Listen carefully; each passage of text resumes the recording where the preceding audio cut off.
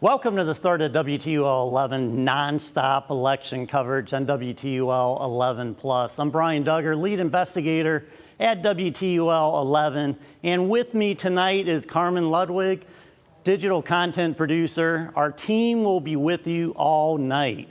Now tonight, Carmen and I are going to dive into some key races and issues for Ohio and Michigan, and we'll be welcoming Dr. Sam Nelson from the University of Toledo for some expert political commentary and to answer your questions. Now that'll be in the 7:30 hour, but right now we're still about 30 minutes away from the polls closing, but we want to show you where you can find all the latest election information and race results as soon as the polls close for Ohio and Michigan. For that, I'm going to turn it over to Carmen, the keeper of the kingdom when it comes to all things digital for WTOL 11. Thanks, Brian, and thank you all for joining us on WTOL 11 Plus. If this is your first time visiting our streaming app, welcome. WTOL 11 Plus is our free streaming app that lets you watch our news and programs on your schedule anytime from anywhere. In addition, we'll be bringing you live updates on all the races in Northwest Ohio and Southeast Michigan on our website, WTOL.com. Let's take a look at where you can find all of this information right now. Right now, behind us, we're on the home page. You can see the key races for our area. On top, big and bold, you'll also see links to a regularly updating live vlog that is filled with up-to-the-minute updates from all of our reporters out in the field across Northwest Ohio and Southeast Michigan. Our live broadcast stream is also playing on the home page. So Carmen, where will someone go if they want to see just the results of the races they're interested in? How do we show that? I'm glad you asked, Brian. So what you need to do is actually go to our website at WTOL.com. And right now on our homepage, we have all the information you need about our election coverage. But specifically for races, you'll want to click on Elections 2024 right up here. That's going to give you, first and foremost, the key election races that we're looking at. So obviously, presidential race is going to be the number one thing that people are looking at right now, especially after polls close at 7:30. So that is at the top here, but you can also start filtering through these. If you look, if you click here, you can look at a county by county breakdown, state races, school issues, school boards, as well as other issues like library races, or you can click on all races, for example. Yeah, there's a bunch of big races tonight. I mean, not just nationally, but of course locally. When you're talking about the Lucas County Commissioners races, there's a Toledo Charter Amendment on the ballot. So anything you're looking for, the top of the national ticket down to the local liquor issues, you can find them here. So that's a lot of races and issues, but what if I'm not in front of a computer or I'm not able to watch a TV right now? So that's no problem. I'm betting most people have their phones on them.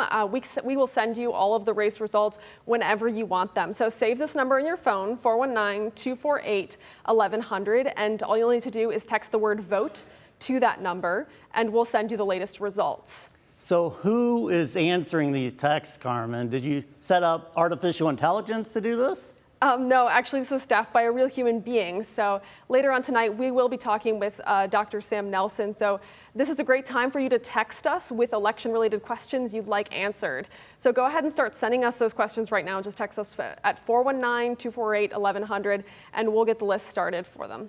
Yeah, that sounds great, Carmen. So when Dr. Nelson joins us at 7:30, right as the polls are closing, we're going to talk about the major races and issues at stake in this election, the presidential contest, how Ohio and Michigan play a big role in the balance of power in the House and Senate, split ticket voting, Ohio issue 1 and redistricting, and what's driving people to the polls, and do we expect record turnout for this voting year? And I can tell you, Carmen, that we just saw, just checking the voter turnout in Lucas County, we're very close to where we were back in 2020. We were about 67, 68%. Now, the all-time record is about 70%, which took place back in 2008.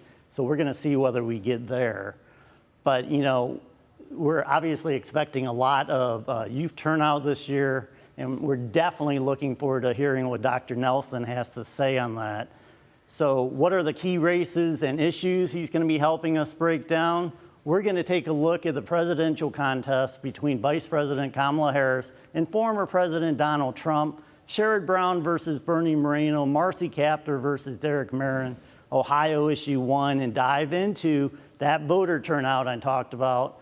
Also take a look at some key Michigan races, split ticket voting, and how common or not it is, as well as how much money has been spent on these races. And there's been a huge amount of money spent on these races. In fact, Dr. Nelson told us earlier, this is the most expensive race across the country when you're talking about Sherrod Brown and Bernie Moreno. It has alone topped $500 million in spending.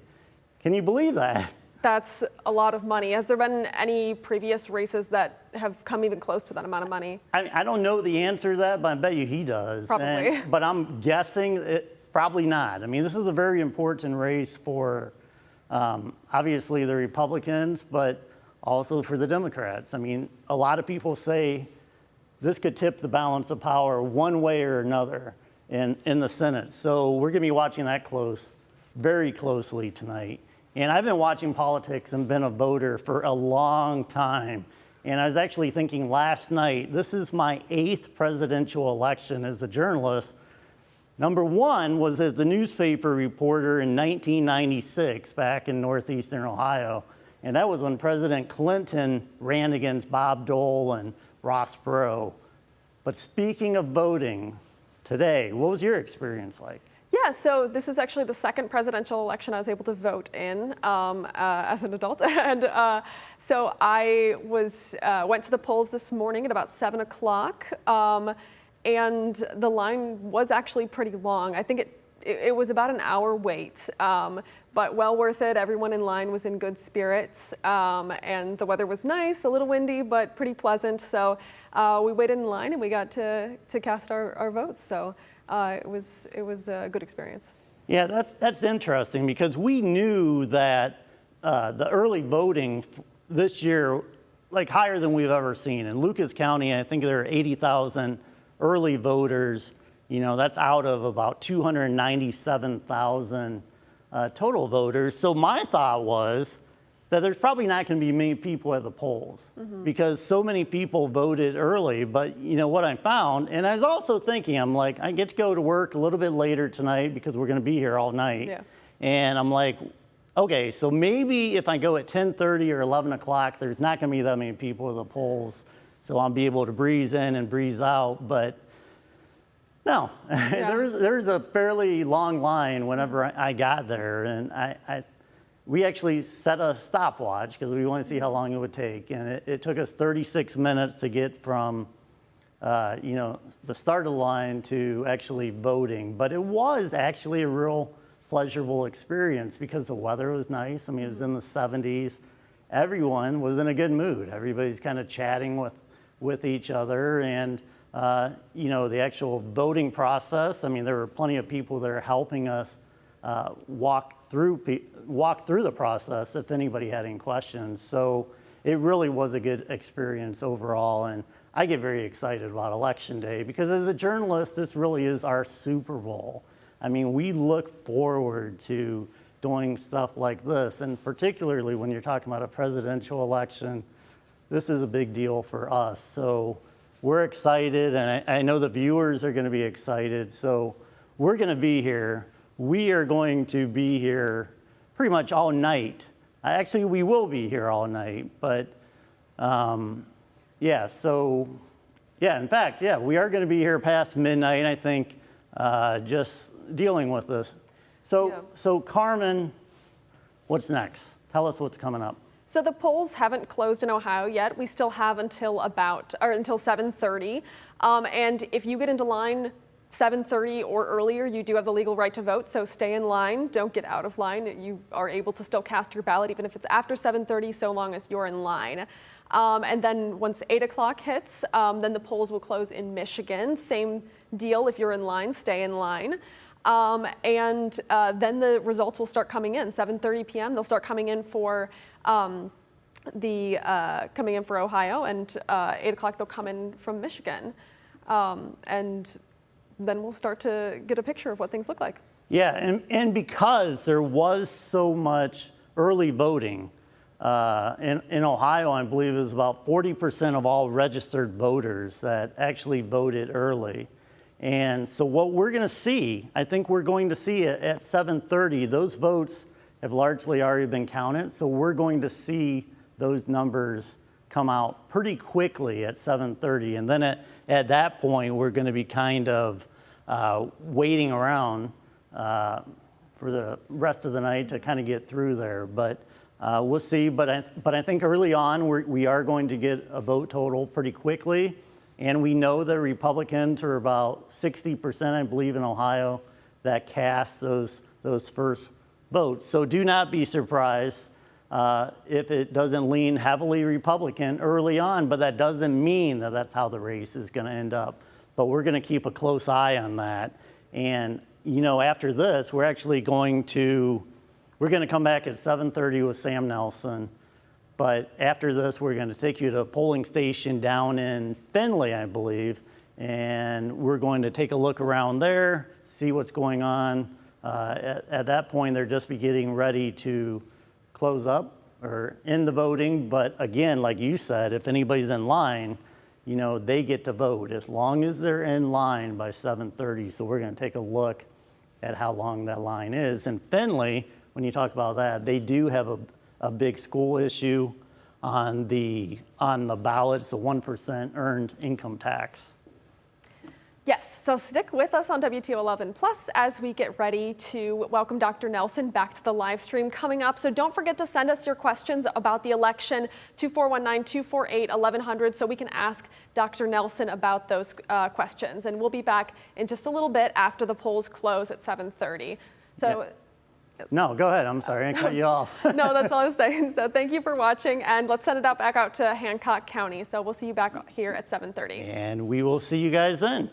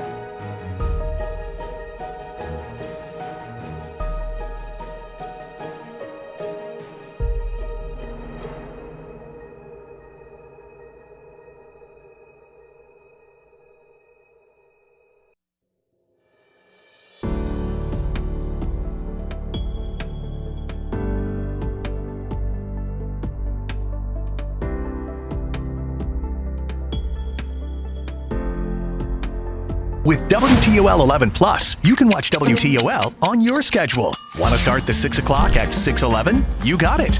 Want a weather forecast when you need it? No problem. Want to catch up on Good Day before you say good night? We got you. Want to watch Big Board Friday night highlights on Saturday morning? Dunzo. From breaking news to the latest forecasts and investigations that matter to you. Get everything WTOL has to offer on WTOL 11 Plus, Toledo's news leader on your schedule. The weather drives me. It's a passion. We deliver trust, and we deliver a forecast that people can believe in, and they can make decisions on how they need to best keep themselves safe, prepared, and warned of dangerous or hazardous weather, whether it's a tornado or any snowstorm or anything that we face. That's the job that I embrace, and that's the job that I look forward to. It's developing that trust, delivering that, and keeping people safe. I feel kind of slighted. We are a voice for the voiceless, asking questions, getting results. Not letting go of this investigation, staying on it, made it happen. Exposing corruption. They didn't do anything until y'all got stepped in. Seeking the truth. The public will listen. We'll have $1,000. Thank you so much. Holding the powerful accountable. WTOL 11 investigates.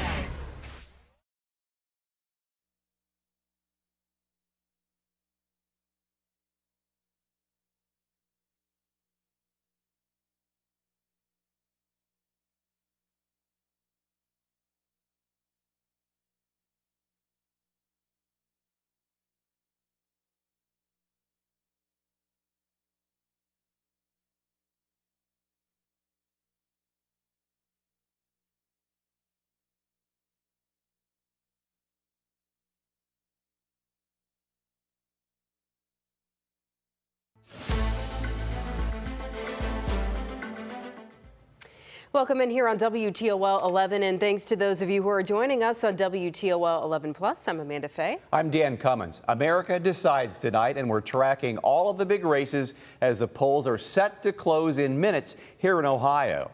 Of course, all eyes are on the race for the White House. Former President and Republican Donald Trump is looking for a second term, while Democratic Vice President Kamala Harris is asking for voters to elect her as the first female president. Now, the U.S. Senate, a race that's drawn nearly $500 million in advertising. Incumbent Democrat Sherrod Brown is seeking re-election against Republican candidate Bernie Moreno. Now, the outcome here could weigh heavily on the balance of power in the U.S. Senate. Democratic Congresswoman Marcy Kaptur is seeking re-election against Republican State Representative Derek Merrin. Tom Pruss is running as a Libertarian in this race. All Ohio voters are watching State Issue 1. It's a proposed constitutional amendment, would create a 15-member citizen committee, which would be in charge of drawing district maps. The committee would be made up of 5 Republicans, 5 Democrats, 5 independents. If approved, this would replace the current redistricting committee, which is made up of state lawmakers and elected officials.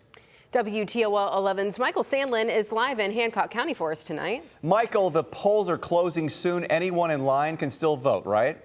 Yeah, Dan. Well, we're only mere minutes away from the polls closing at 7:30. If people watching at home right now are waiting in line, whether it's inside their polling location or outside the doors, do not leave. Your vote is still allowed to be counted in the state of Ohio even after the polling location is officially closed. They will wait as long as it takes to get your vote in. Now, we're here at the Hancock County polling location right now at the fairgrounds.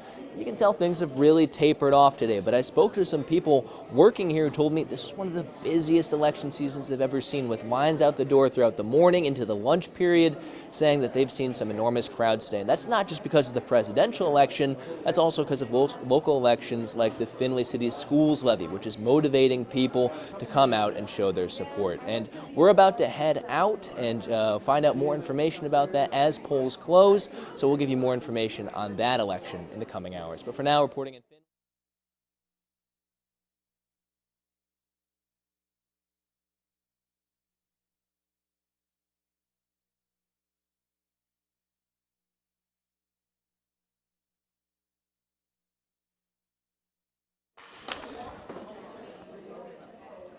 You okay?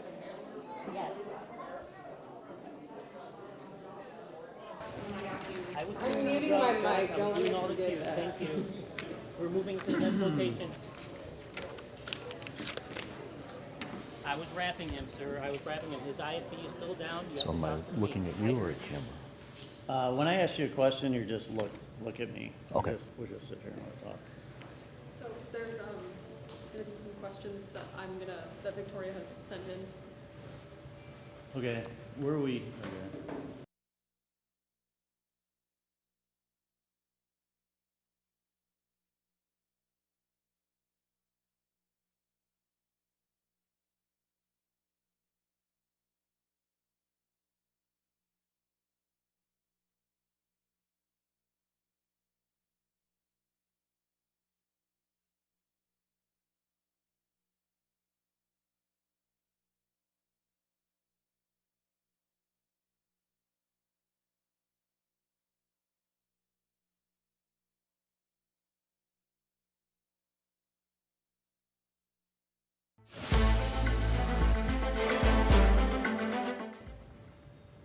Good evening. I'm Brian Duggar, the lead investigator at WTOL. Thank you for joining us once again on WTOL Plus.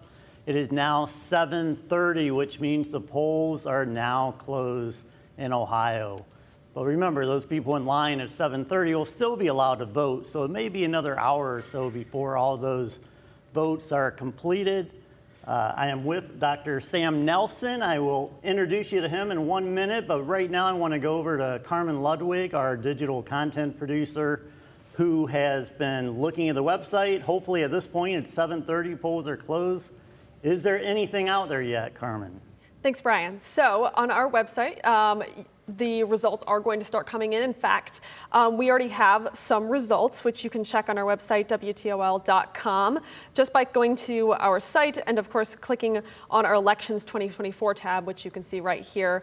And if you scroll down, the most latest up-to-date information is available in all key races across the country as it comes in. Right now, the latest information is that the Associated Press has called two, or I believe three, states, one for Vice President Kamala Harris. That is the state of Vermont, as well as Indiana and Kentucky for former President Donald Trump, as well as it looks like West Virginia.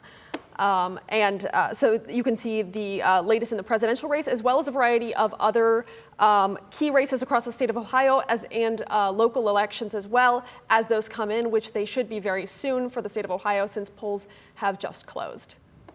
And I mentioned Ohio, the polls just closed at 7:30. However, Michigan will still be open until 8 o'clock.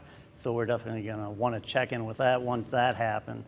But I am also joined by Dr. Sam Nelson, a political science professor at the University of Toledo. And it seems like a member of our staff because you are often here with us giving your expertise in this. And you've been with us so much during the political season, and we thank you for that.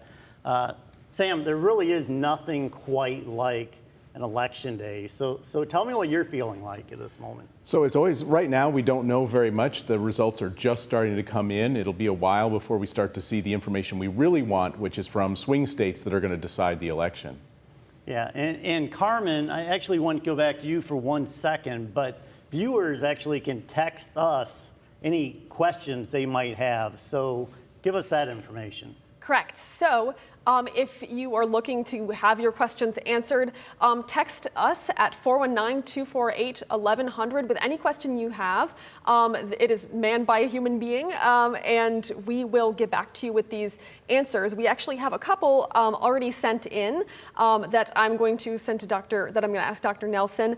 From Kelly in Monclova, first off, we have this question: what are the key issues that Ohio voters are most concerned about right now?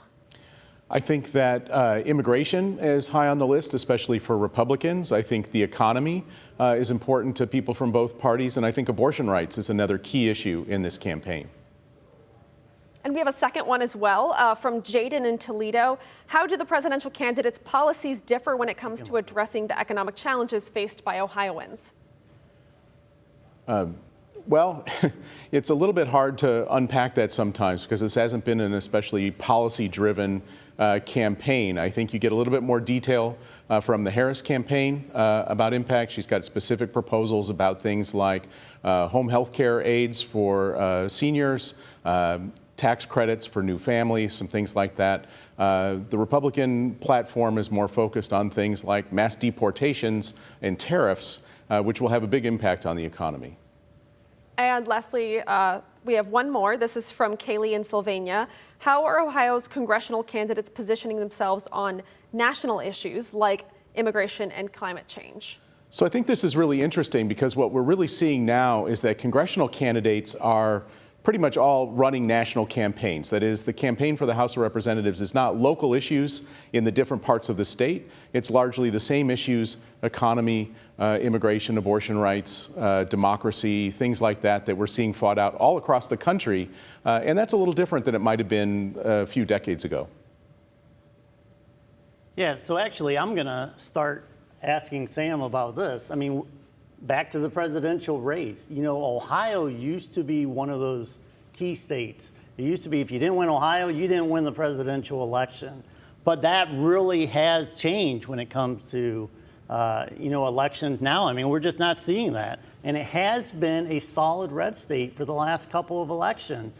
So at this point, do we just say, well, Donald Trump's going to win today and just leave it at that? What are your thoughts? Well, we were the bellwether state for over a century. Ohio looks a lot like the rest of the country, but now it seems a red state. Texas was closer in 2020 than Ohio was, and that might happen again this year. I think Trump is very likely to win the state. Everybody expects him to. He's got about a 9-point lead in the polling averages. One big question, though, is that polling lead going to hold up? Or is it going to be a little bit tighter than that, which might give us some signals about where Ohio's headed in the future? Well, that's exactly what I was going to ask you next. Yeah, you mentioned the 9 points, but say he wins by 2 points. Is that some sort of indicator about what we might expect the rest of the night? Can we read anything into Ohio's vote? I think Democrats would be very excited about a result like a 2-point loss in Ohio. That would probably suggest a big electoral college victory for Kamala Harris. She would win the swing states and maybe some others like Iowa. I also think that it would probably be a big encouragement to Democrats in terms of building the party. Sherrod Brown would likely, in that scenario, win re-election pretty easily. That would be a fantastic night for Democrats, but certainly not what I'm looking to see. Right. And so obviously we want to talk about Michigan a little bit because there's been a lot of talk, and the candidates, Mr. Trump and Kamala Harris, they've been in Michigan a lot. Mm-hmm. And this is a very important state, right? So what are your thoughts about Michigan? Michigan's playing the role now that Ohio played a few elections ago, and it's clearly one of the key states. Pennsylvania, Michigan, Wisconsin, those are where we've been focused, even when Joe Biden was the Democratic candidate. And so the way Michigan goes is a big indicator for the way the national race is likely to come out. So like Carmen said, we can look at all these results on our website. And so is there some part of Michigan that we want to look at and say, this is the key part? If this goes for Mr. Trump, then it's going to be his state. If it goes for Kamala Harris, it's going to be hers. Well, we want to see if Harris is running up the score in Wayne County, Detroit. We want to see if she's getting similar results or better results than Joe Biden got in Oakland County, where Biden won. But then can she hold the margin close in Macomb County, which is a Republican county typically, but has been moving towards Democrats in recent elections? If she can do well in those 3 counties And then, of course, Washtenaw County, she should be in good shape in Michigan. So we want to jump back to Ohio a little bit, and there's a key issue on the ballot in Ohio, and that's issue 1. And we get a lot of questions about this. I mean, people are confused. My impression of it is that if you vote for issue 1, this means that there's going to be a citizens committee. There will be 5 Republicans, there will be 5 Democrats, there will be 5 independents. If you don't, it's going to be kind of the way it's been. So, I mean, can you talk briefly about issue number 1? So you described it exactly right. It's been promoted by groups that want to see fairer maps or less partisan gerrymandered maps in Ohio, give it to an independent commission. The commission we have now, critics say, is not doing a good job, is loading the deck for Republican candidates. The key problem here is that the ballot language, the way it's described on the ballot, is quite confusing. And probably leads people to vote the opposite of the way they intend to.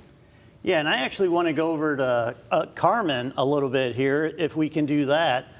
Carmen, you actually wrote a story about issue 1, and it's done very well for us. I mean, there's a lot of interest in this topic. So tell us a little bit about what you're seeing online, and also your thoughts about issue 1 overall. Absolutely. So if we look at the data coming from our newsroom, our website, and what kind of stories people are reading, they are really interested in issue 1. And so as a newsroom, we put together this story, Confused About Issue 1. Here it is in plain English.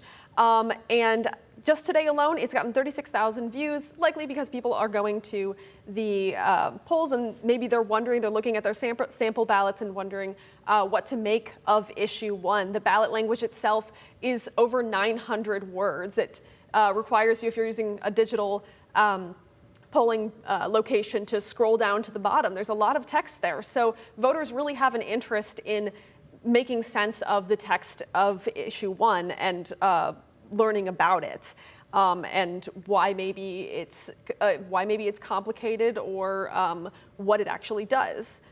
So for the purposes of this story, it's generating a lot of search traffic. This is a tool we use in the digital newsroom. We look at our stories and how are people finding them? Are they looking on social media, or are they searching, doing a Google search and finding it from there? In this case, it looks like people are mostly finding this via search. And I know we're only about 10 minutes into, since the polls have closed, and there's still people standing in line who haven't had a chance to vote yet. But Carmen, are you seeing anything as far as like early numbers that we're seeing, anything jump out to you that might be interesting to people? Let's see. So if we're looking at our site right now, we still see the information we talked just about a little bit earlier about some of the races in other states having been called already by the Associated Press. If we go to just Ohio races, it will give us issue 1. So we've already got some information on this. So far, and this says 0% reporting. So this is really just the first most preliminary votes that have come in.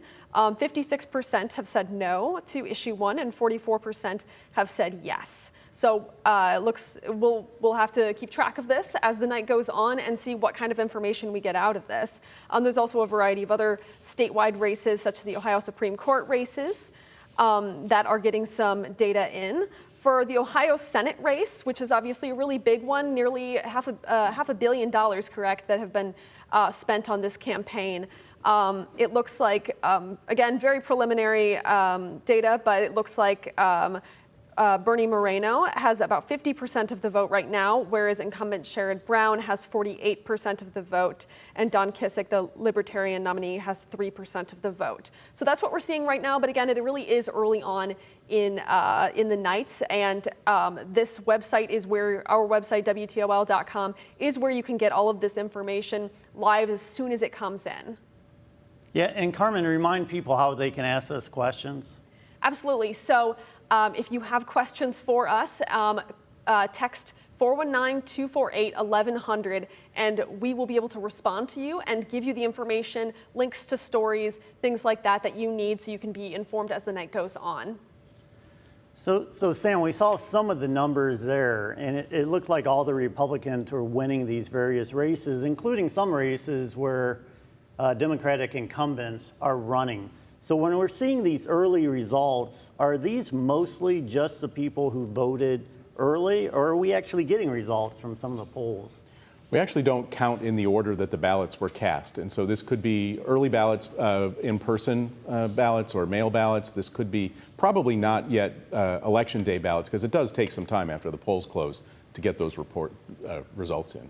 Let's talk about a couple other key races in Ohio before we get going here. But obviously a lot of people are talking about the Sherrod Brown, Bernie Moreno case. This has been an extremely expensive race. First of all, why are the Republicans so interested in it? This is really probably one of the key races for determining who controls the Senate. John Tester in Montana looks like he's going to lose. That means that Sherrod Brown is the tipping point senator if Harris wins the White House. If Republicans can take this seat, even if Harris wins the White House, they'll have control of the Senate, and that's what they really need. So let's just talk about the Marcy Kaptur race, Derek Marin. These are both people that Toledoans know very well. You know, Ms. Kaptur has been in the House since 1983, and Derek Marin, he was Waterville mayor, Waterville City Council when he was very young. So again, this is a race that the Republicans are targeting. Why? There are about a couple of dozen House races that are going to determine control of the House of Representatives. Almost over 400 of the seats are pretty much safe. This is a key opportunity. This is one of the few districts that Trump won in 2020 that's held by a Democrat. There are 6 seats that are really ideal pickup opportunities for Republicans where they already have the kind of built-in advantage of a Republican-drawn district. Okay. We're going to probably step away here for a couple minutes, but Carmen, before we go, let's talk about the website again, what people can do, resources that they can look at, and anything you want to add about the website. Absolutely. So our website, WTOL.com, is right now in full election coverage. So if you go to our homepage, at the top, we're going to have all of the important races that are key to Ohio voters and voters across the country right now. These results will be coming in live. We also have the latest stories, up to date, our live blog, real-time updates that we'll be updating. We have been updating throughout the day, and we will throughout the rest of the night. So be sure to check in on that blog, our results page, as well as other stories pertaining to the election. And before we step away, are there any questions, any other questions that people have for us? Yes, there was one more for Dr. Nelson. It's from someone named Jason in Maumee.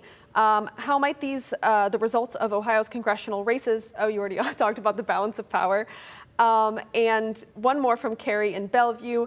What are the concerns of people who are opposed to issue 1? Why did the ballot language change from what was proposed by citizens? I realize that's a kind of a hefty question as we're wrapping up, but. Well, the current system has advantaged Republicans, and Republicans, because of the way the current system is designed, have a majority on the redistricting board.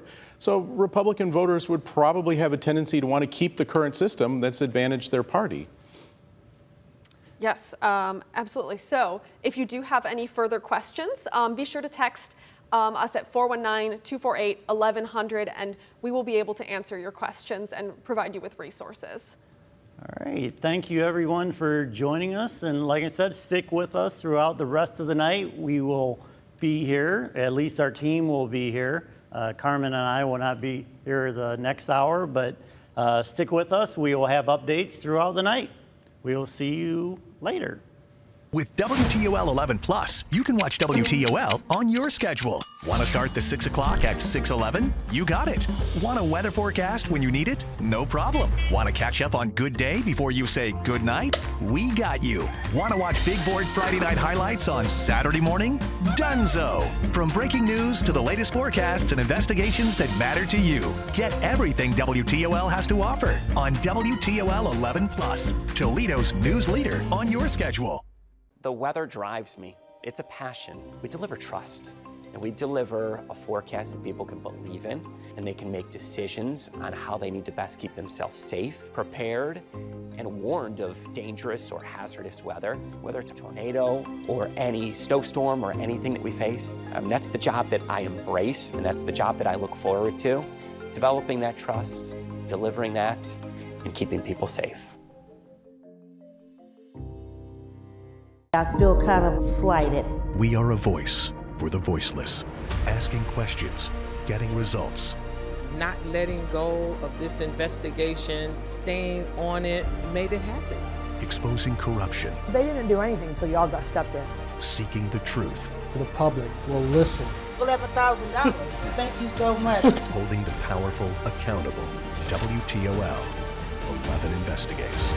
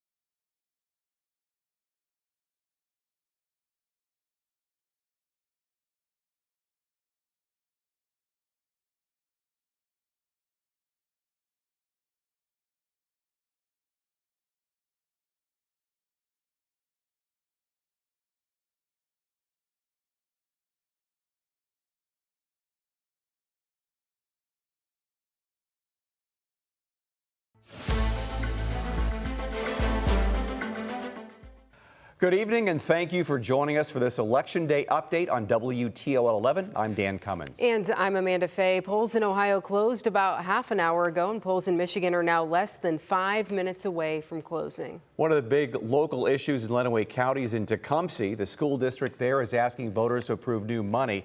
Andre Norrells is live in Lenawee County for us tonight with details. Andre?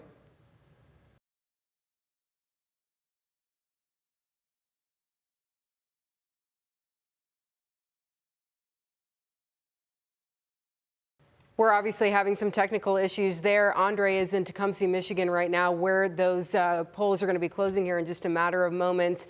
Lenawee County is going to be deciding on a levy for the school district, of course. One of several levies in our viewing area. Of course, we're following Anthony Wayne in Perrysburg and Bowling Green. Big schools, small schools, all of them with their hand out. Of course, a lot of levies. You got the library and children's services, a lot of levies. And the problem is everybody's so stretched thin paying their bills, and we had new assessments come out in Lucas County. People are going like, whoa. We've been hearing from voters, you know, I really want to support this, but I just don't have the money. But others are saying, you know what, it is a lot of money, but it's worth it for our students. So, of course, as we continue to get those results in from, you know, as the polls are closing here, we'll continue to keep you updated on all of those. And thank you so much for joining us here on election night. We're going to be back with another update here at 8:26.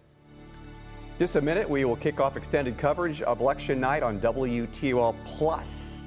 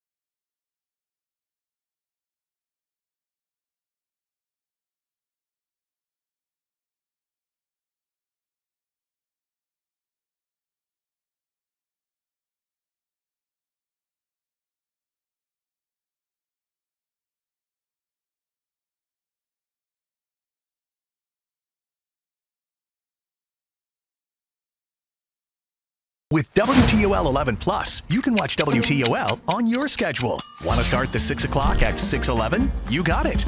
Want a weather forecast when you need it? No problem. Want to catch up on Good Day before you say good night? We got you. Want to watch Big Board Friday night highlights on Saturday morning?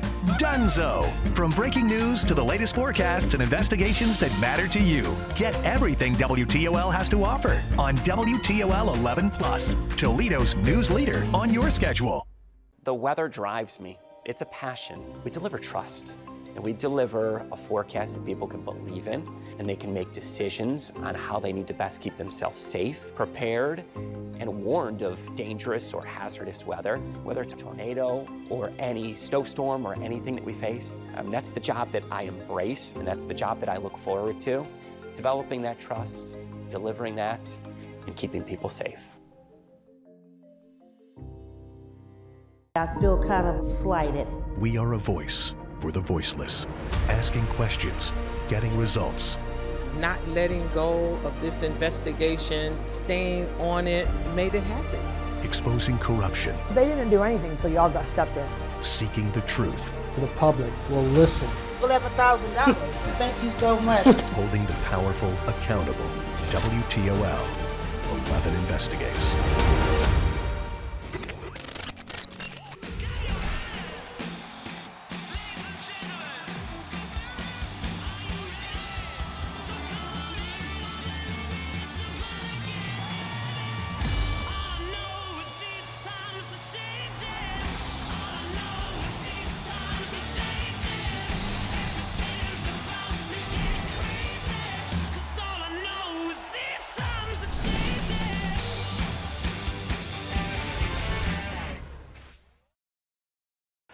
Welcome back to our live election coverage on WTOL 11+. I'm Dan Cummins. And I'm Amanda Fay. Tonight we'll be bringing you moment-by-moment coverage on your local ballot issues and races. Polls in Ohio and Michigan are now officially closed. We've surpassed 8 o'clock hour. Yep. If you're in line, stay in line. Yes, you may have heard that voters waiting in line after the polls officially closed still get to cast a vote.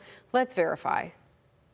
Today is Election Day. In most places, the polls will close between 6 and 8 p.m. local time.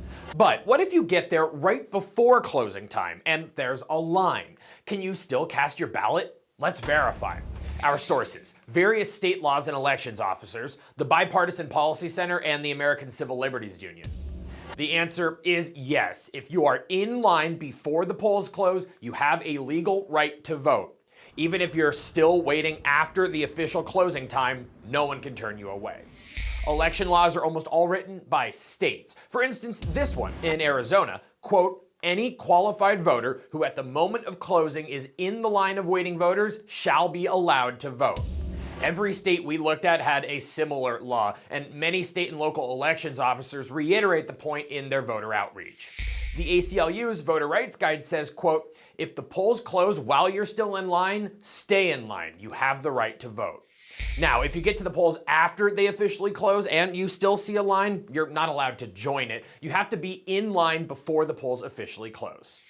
With your Verify, I'm Casey Decker.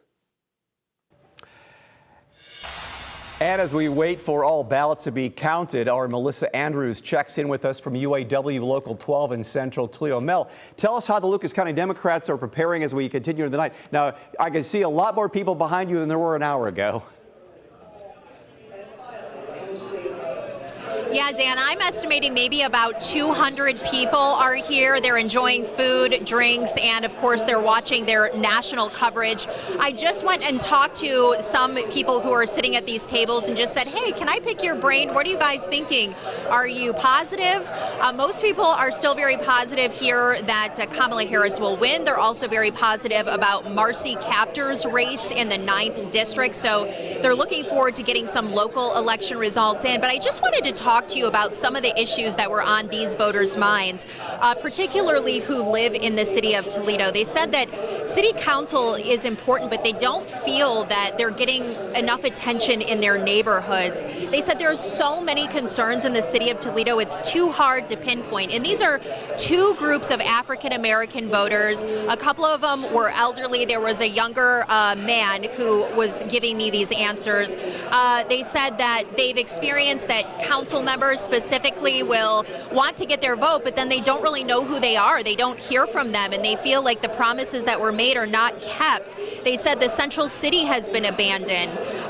They can't find groceries and banks or services in their area. A lot of politicians talk the talk but don't walk the walk. Certain zip codes receive more funding and favor than others. Politicians, local ones, are asking me for my vote, and I expect something from them. And this is a forgotten city. They say if you drive into the city of Toledo, you can see the blight and you can see kind of the negativity around the city. I did happen to catch up with Mac Driscoll. He was appointed to an at-large seat in February of this year, and he's running tonight to retain that at-large seat. And I asked him about some of the issues. He's really big in economic development. He did some work with DORA, the Toledo Improvement District, the downtown, the Vistula Neighborhood Master Plan. So here's what he told me that he's ready to get to work on. We need to make sure that from a city perspective, we are aiding and abetting these things by with our regulatory processes, making it possible to reinvest in our neighborhoods, by the monies that we get from the federal and state governments to make sure those are spent with a high impact in mind. So things around housing or good infrastructure that increases the quality of life in a neighborhood. I think we can do that, and I've got the experience and the expertise on how we can get that done. 12,000 votes last time, so we've got about... So again, these voters here, they really want to see whoever wins from the top of the ticket on down. When you talk the talk, they want to see you walk the walk after Election Day, beginning tomorrow. We're going to await these results, and we do expect some more candidates here from the Lucas County Democratic Party to come here to Local 12. We'll be sure to talk with them and bring you what they have to say coming up later in the shows. Reporting live from Local 12, Melissa Andrews, WTOL 11. Melissa, thank you so much for that. We also want to check in with Republicans tonight. Megan Hartnett is at the Lucas County GOP Watch Party. Megan, are things beginning to pick up there? They are, Amanda. People are slowly starting to come in now that the polls have closed. We're expecting to see some of the candidates get here momentarily, including Derek Marin, John Rosick, and Tom Winooski. They're all going to be here to watch those results. And let's take a look at those candidates and some of the different races, starting with State Representative Derek Marin. Marin is currently representing Ohio's 42nd District. State Representative Marin previously served the city of Waterville as a city council member and as mayor, but he's serving his fourth term in the Ohio legislature. In that time, he sponsored the Anthony Dia Act, making it easier for children and spouses of law enforcement and military service members killed in the line of duty to access college tuition waivers. If elected, he says he wants to impose term limits, work on securing the border, and bringing more flights to the Toledo Express Airport. One Ohio race receiving national attention is the race between Bernie Moreno and incumbent U.S. Senator Sherrod Brown. Moreno is a businessman who is endorsed by Trump. If he wins, Republicans could gain control of the Senate. More than $400 million have been put into this race, according to Ad Impact. Taking a look at the Lucas County Commissioner races, Tom Winooski is running against Pete Gherkin. Winooski previously served 3 terms on Toledo City Council. If elected, some of the things he plans on doing include rebooting the jail construction, increasing water research funding, and decreasing sales tax, according to his website. John Rosick is going head-to-head with Anita Lopez. Rosick is currently a member of the Waterville City Council, and he was a member of the Anthony Wayne Board of Education. On his website, he says having one party mainly in control for a long time has not benefited the citizens, and that's part of the reason why he decided to run. More people and candidates are expected to be here in just a few minutes, so we're going to be keeping you updated throughout the night as we get those results and as we hear from the different candidates. Reporting in Holland, Megan Hartnett, WTOL 11. Megan, thank you so much. Now, it is 8:08 p.m. Eastern Time. The polls have closed in both Ohio and Michigan. Now, it's time to count the votes. Here's a look at the process from the Lucas County Board of Elections. It starts with the first votes cast. That is your early and your absentee voting. So those are the first ballots that we put out in Ohio. The first results you see scrolling across your screen and on WTOL.com are straight from those votes. Deputy Director Tim Monaco explains you'll see some votes counted, but 0% or 0 precincts reporting, at least at first. 0 precincts you're reporting and the votes are in, that's your early and your absentee ballots. Because at that point, we have votes. They're from early votes and they're from the ballots by mail and from things like nursing homes. And those votes come in first. Those votes are not closed precincts because the precincts are still on election night. So it'll show 0 votes reporting, but the first batch, as I said, is the early and the absentee voting, whether it's by mail or whether it's from a nursing home voting. Those are the first votes you're getting. Then the votes from each of those polling locations are secured, transported, and delivered to the Board of Elections. Then, as votes come in from the different polling locations all across the county, they will be uploaded as they arrive. So it may look like there's no rhyme or reason to it, but that's because certain places finish a lot quicker than other places, and it's also, Lucas County is a very wide county. So there are certain places that it takes 45 minutes just to get to the center of the county. And so you'll see votes trickle in throughout the night, and that is all due to, the timing is all due to when they arrive to us. It all depends on turnout, what kind of process they're going through, what they're dealing with at the polling location, if there are folks still in line, and all that will depend on what happens on election night. Monaco is a Republican and says it's important to have representation from both parties, which is how he explains Ohio elections work. And I'm the deputy director, so the way our jobs work is whoever is the chairman of the board, whatever party they are, the opposite party has to be the director. And so I'm the deputy director because our chairman is a Republican, and that makes our director, Lavera Scott, who does a wonderful job, she's a Democrat. Everything is done in a bipartisan team. So anytime a live ballot is accessed, it requires one Republican and one Democrat. Our entire board is balanced, half Republicans and half Democrats. And all of this is done to help, make sure that someone's always looking and making sure there's not anything nefarious that could go on. In addition, since 2004, it has been illegal for any voting or tabulating equipment to connect to the internet. That does not happen here in Ohio. We have a board of voting machine examiners that approve all of the items that we use for voting, and that part of that requirement is that they are not connected to the internet. I know that is some of the folks' problems. So what we handle here in Ohio, I think we have one of the best systems, and a lot of that occurs to the fact that we have been under watch by all the media and everything as being a long-time swing state. So everybody has had their eyes on us for years. And so we've perfected the art of how everybody votes in this country. And I think Ohio has one of the best systems you can possibly find. That was Kaylee Marentet reporting. Every voter in Ohio gets a chance to decide how Ohio's legislative and congressional districts will be drawn. Now, State Issue 1 is a proposed constitutional amendment. It would create a 15-member citizen committee, which would be in charge of drawing district maps. The committee would be made up of 5 Republicans, 5 Democrats, 5 independents. If approved, this would replace the current redistricting committee, which is made up of state lawmakers and elected officials, and gerrymandering has been a problem, many feel, in the state of Ohio. Now let's take a look at some of the Toledo ballot initiatives. There are 2 at-large seats on Toledo City Council up for grabs in today's election. One is running unopposed. The other sees current Councilman Mac Driscoll facing off against Republican challenger Tom Names. Driscoll is a Democrat who was appointed to his seat earlier this year when Tiffany Whitman and Katie Moline left council. Brittany Jones is the one who is running for that other vacant seat unopposed. And all Toledo residents are getting the chance to vote on a proposed change to the city charter. Well, they did get that chance today. The measure on the ballot would increase the number of consecutive terms a mayor could serve from the current 2 to the proposed 3. If approved, the term limit for mayor would match the current term limit in place for members of Toledo City Council. Now look at Lucas County. Lucas County voters being asked to approve new funding for children's services. LCCS has a $1.5 million levy on the ballot. If approved, it raises nearly $14 million a year.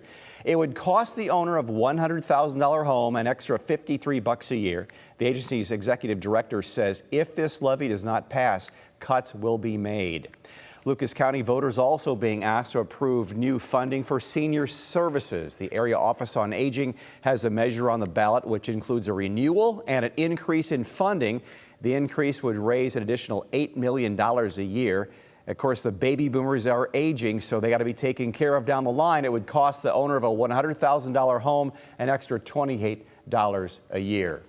The Toledo Lucas County Public Library has a bond issue on the ballot this election day. The library system says the money would be used to renovate several branches as well as build a new library branch in southwestern Lucas County. If approved, the bond would cost the owner of a $100,000 home just over $30 a year. The last time the library system asked voters to approve a bond was back in 1995. Another initiative we'll be keeping tabs on tonight. All Lucas County residents were asked to renew a levy for the Toledo Lucas County Port Authority. The levy request is less than $500,000, which raises $2.5 million each year for the Port Authority. The organization uses that funding to help secure other funding sources for projects throughout the county.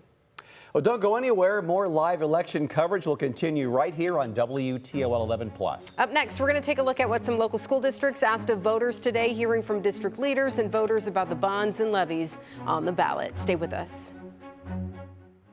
As your team of meteorologists at WTOL 11, our #1 priority is you. Working around the clock so you know when the weather could change. Showing you how the weather will impact your day. Giving you the accurate information to keep you safe. Hour by hour and 10 days at a time. Get alerts on the go with the WTOL 11 weather app. Advanced notice. Giving you time to prepare and plan your day. When weather impacts your life, trust WTOL 11, Toledo's weather leader. Every night on WTOL at 6 and 11. We're on top of breaking news, bringing you the facts as we get them, keeping you informed and in the know. We're making sure you're seen and heard with investigations that get results and impact lives. And we're keeping you up to date on how the weather could change, what to expect, and how to prepare. For the stories and coverage that matter most to you, Trust WTOL 11, Toledo's news leader every night. All my friends, they always keep me motivated to be the best player and person I can be. I'm feeling a lot of adrenaline, a lot of knowing that eyes are going to be on me. Mace twirling, conducting, leading. I get so pumped up. It's our job to keep the crowd engaged. Halftime! It's our game time. Going out there to have that grit and making people proud around me. My parents are in the stands. Very important. So there's 3 groups that have a job on Friday nights. The cheerleaders, the football team, and then it's the band. Catch all the Friday night action on WTOL 11 Big Board Friday. Covering a hurricane, that was a whole different ball game. The reality and the emotion of being in that moment is something I'll never forget. Seeing, some of the sights of Tropicana Field roof being peeled off, to know that people's lives had been forever changed. And even if I was just a little part of maybe making it a little easier for them, and that's the job that I embrace, the same mission and message that I strive for day in and day out. It's developing that trust, delivering that, and keeping people safe. Welcome back, and thanks for joining us for our live election coverage on WTOL 11+. We previously touched on several ballot initiatives that voters may have seen today. Now let's pivot to school bonds and levies many of you saw on the ballot. First up, WTOL's Sophia Perricone joins us live from the Toledo Board of Education building to talk about TPS's proposal that was on the ballot today. Sophia, this is the first time in about 10 years TPS has asked voters for new money. Cost the owner of a $100,000 home about a couple $100s a year. Now, we are still waiting on results, but we do have unofficial early votes. About 55% of early voters voted in favor of issue 19, while 44% voted against it. But issue 19 is a combined $5.8 mil levy and bond. The $3.8 mil levy that is part of that would go towards maintaining current operating costs. The $2 mil bond that is part of issue 19 would go towards new opportunities, which Superintendent Dr. Romulus Durant calls a return on investment, and would include 3 new academies in the Scott Park campus. Be innovative and create opportunity, particularly with the Scott Park project, being able to put 3 academies on that campus in the area of business, education, and social service, which is police and fire. At the same time, construction, trade, and architectural design, really re-bringing back the Macomber-Whitney aspect of bringing trade back to the forefront, having skilled laborers in this presence, but more importantly, having business and educators to be able to succeed in our own position here as in education. Now, going back to how much this would cost if issue 19 is passed, it would cost the owner of a $100,000 home in Toledo about $203 a year. That's about $17 per month. We'll continue to keep you updated as results come in. Live in North Toledo, Sophia Perricone, WTOL 11. Sophia, thank you. Now let's take a look at some other school district ballot proposals. The Anthony Wayne Local School District is asking voters to approve new funding to help fund day-to-day services. The 5-year levy would provide more than $3 million a year for the district. Leaders say they have not asked for new operational funding since 2013. District leaders say they need more funding because of increased costs, along with no expected federal funding increases. And Springfield Local Schools is asking voters to renew the district's operations levy. The current operations levy is expiring.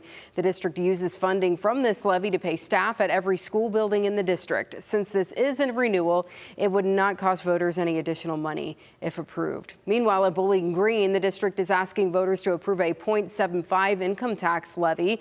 The district says the levy would raise nearly $6.7 million a year and would go toward general operating costs. Voters supported a levy last year to build a new high school after voting down several previous proposals. Another major school levy on the ballot is that of Perrysburg schools, and our Steve Iwanek joins us from Perrysburg High School. Steve, Perrysburg is a town that keeps getting bigger and bigger, eating up farmland, and they need to build some schools and operate some schools so all these new people moving into town have a place to get their kids' education. It's a real dilemma, and I know Perrysburg's been sweating this levy out for quite a while. Dan, that is absolutely correct. We've been covering the recent growth of the city of Perrysburg really as a whole. As you mentioned there, businesses have started to move in. People are starting to move and set up their families there in Perrysburg. But the one area in the city that they've had some struggles with is actually passing a school levy. Now, that is something that District Superintendent Tom Hosler knows all too well in recent election cycles. In the last two, in an effort to raise money to build a new elementary school and other construction costs, two separate levies in March of this year and November of last year both failed. But this year's levy, or I should say this November's levy, is a bit different. Instead of a bond issue, it's an operating levy. To be specific, an 8-year, $2 million incremental levy that would go towards day-to-day costs. So what does that mean for a Perrysburg resident? An additional $4.20 per $100,000 of your appraised home value per month beginning in the second year of the levy, and an additional $4.20 per month for a $100,000 appraised value home for each of the following 6 years. Now, this is all something that Hosler has tried to explain to the Perrysburg community for months now. We live in a time where people feel strongly one way or another way. And, we're just doing our best to make sure people understand, that this is replacing a levy that's expiring, and it's, keeping up with growth. And that's something that's very real in Perrysburg. And I think people recognize that. And I think so very early results are starting to trickle into our feeds, and as of the last notice at about 8 o'clock, we saw that 56% of voters had said no so far, but it is still very early and we cannot determine anything at this time. We'll continue to keep you updated as we learn more throughout the night. Reporting here in Perrysburg, Steve Iwanek, WTOL 11. Back to you, Dan. Steve, thank you. Now let's break down more of these school district levies. Next up, Riverdale schools. The Riverdale local school district is once again asking voters to approve some new funding with a levy request. The district has a measure on the ballot which would generate about $360,000 a year. A similar request failed last November by just 6 votes. Could they make up the ground? District leaders say it has tried 3 different types of levies in the past 3 years. All have failed. Napoleon Area City Schools has a levy on the ballot in Henry County. The district is asking voters to approve a levy it says will raise just over $1.6 million a year. If approved, the money would be used to pay teachers and staff as well as fund general operations within the district. This is the first time a district is asking voters to approve a new operating levy since 2013. And Gibsonburg Schools has a new permanent improvement levy on the ballot. The district is asking voters to approve a renewal and increase in funding to help maintain and upgrade district buildings. If approved, the levy would cost the owner of a $100,000 home an extra $35 a year. Well, thanks for joining us for this school levy ballot breakdown right here on WTOL 11+. Don't go anywhere. In just a few minutes, we'll be back to check in with the updates on our big election races for the night. With WTOL 11+, you can watch WTOL on your schedule. Want to start the 6 o'clock at 6:11? You got it. Want a weather forecast when you need it? No problem. Want to catch up on good day before you say good night? We got you. Want to watch Big Board Friday night highlights on Saturday morning? Dunzo. From breaking news to the latest forecasts and investigations that matter to you. Get everything WTOL has to offer on WTOL 11+, Toledo's news leader on your schedule. The weather drives me. It's a passion. We deliver trust, and we deliver a forecast that people can believe in, and they can make decisions on how they need to best keep themselves safe, prepared, and warned of dangerous or hazardous weather, whether it's a tornado or any snowstorm or anything that we face. That's the job that I embrace, and that's the job that I look forward to. It's developing that trust, delivering that, and keeping people safe. I feel kind of slighted. We are a voice for the voiceless, asking questions, getting results. Not letting go of this investigation, staying on it, made it happen. Exposing corruption. They didn't do anything until y'all got stepped in. Seeking the truth. The public will listen. We'll have $1,000. Thank you so much. Holding the powerful accountable. WTOL 11 investigates.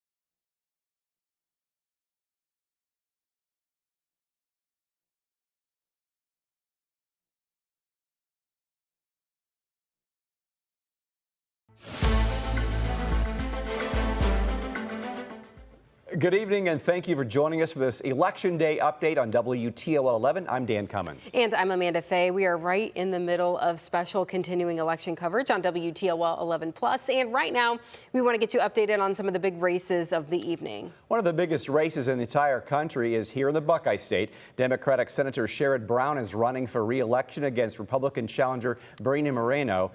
Senator Brown has held this seat since 2007. This is expected, Amanda, to stay close all night. Of course, very few precincts reporting, not a lot of votes just yet, but this is going to stay close all night long. Now, Brown's held the Senate seat since 2007. Bernie Moreno, a businessman from Northeast Ohio, hoping to ride the coattails of Donald Trump. This is his first time running for office. The race has been one of the most expensive in the entire country.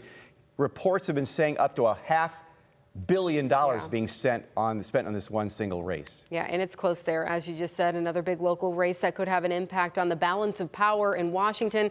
Congresswoman Marcy Kaptur running for re-election against Republican challenger State Representative Derek Merrin. Looking at this here, this looks to give Marcy Kaptur the edge a little bit here, 55% to 42%, and then Libertarian candidate there, Tom Press, with just 3% of that vote. But this is early, of course, again, and Congresswoman Marcy Kaptur was first elected to the seat in 1983. She's the longest serving female in Congress and in the House of Representatives.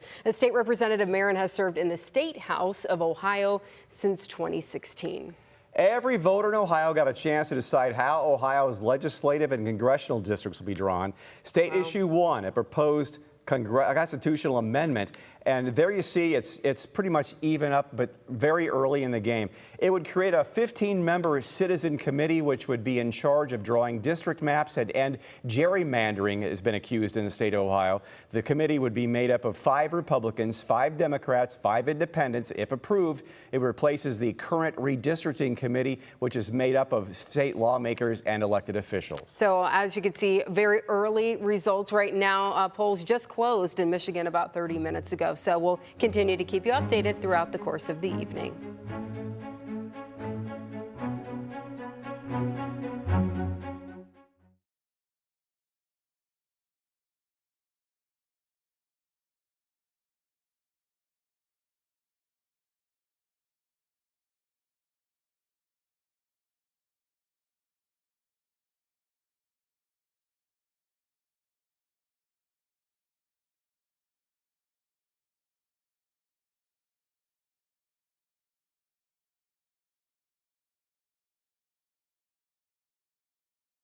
With WTOL 11+, you can watch WTOL on your schedule. Want to start the 6 o'clock at 6:11? You got it.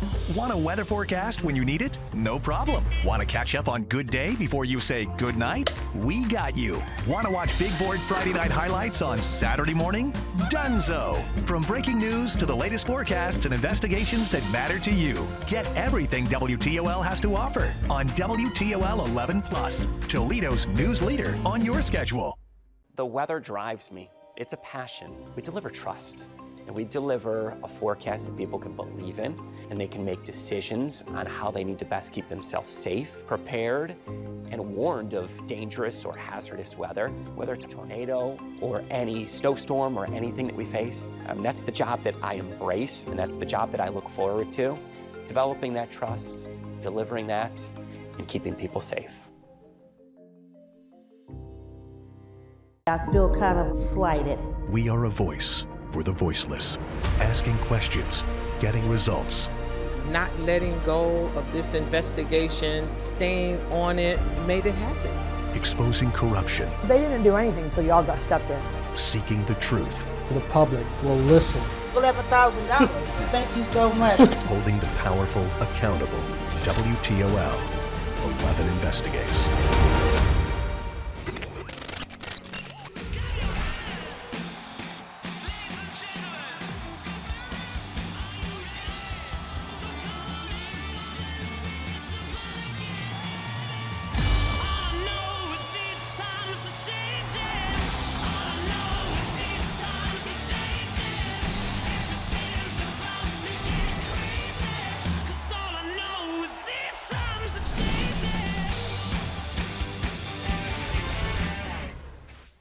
As your team of meteorologists at WTOL 11, our #1 priority is you.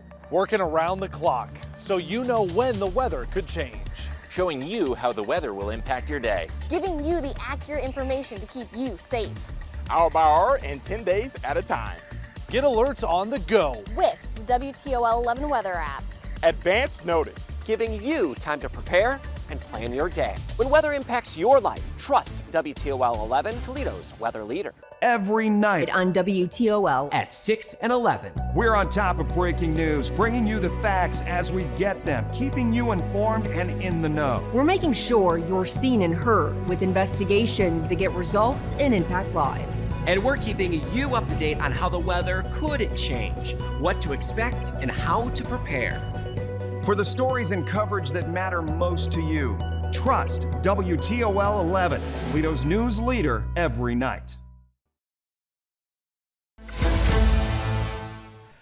And welcome back to our live election coverage on WTOL 11 Plus. I'm Dan Cummins. And I'm Amanda Fay. Tonight we're going to be continuing to bring you moment-by-moment coverage on your local ballot issues and races. We've been checking in throughout the course of the evening already with our Melissa Andrews, who is at UAW Local 12, where the Democrats are partying tonight, if you will. Melissa, I know you've been chatting with people throughout the evening, and it seems like folks are pretty positive there, huh?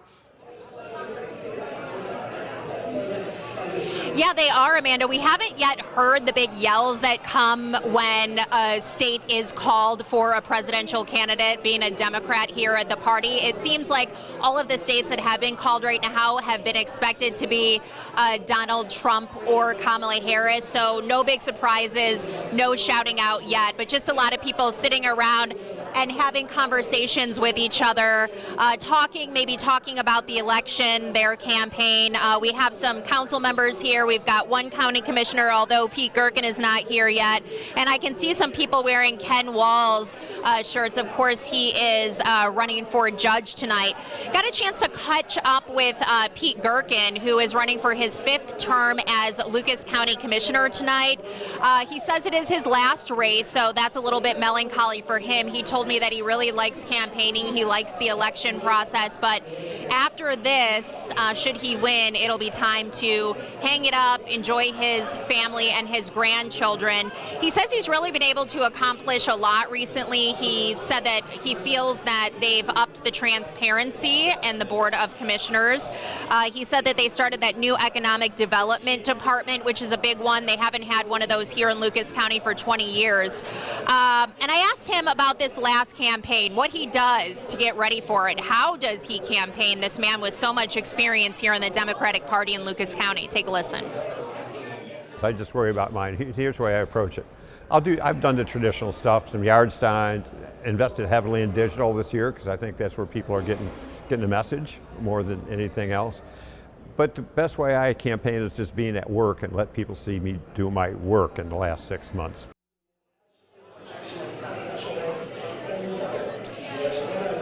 So no Pete Gerken yet, no Anita Lopez. She told me that she's going to be watching at Latinos United with her campaign team. I did notice that Lucas County Children's Services was here. They are awaiting the election results, and they think about 9:30 they'll be able to see which way this thing is going, since they're looking forward to counting those absentee ballots and those early votes, hopefully again by around 9 or 9:30.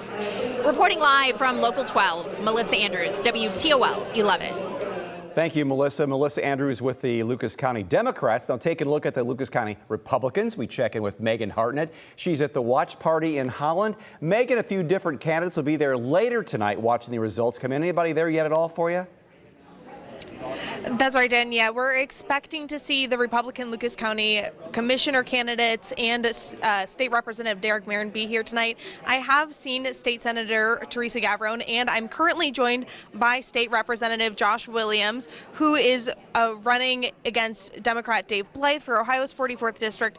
So, Josh, just first tell me, how are you feeling? The polls are closed. Now it's just kind of a waiting game. Well, I'm excited. You know, the work is behind us. You know, the election has concluded when it comes to the polls closing, and now it's just a question of when we're going to get the results in. The energy on the ground was very positive for us in the state of Ohio.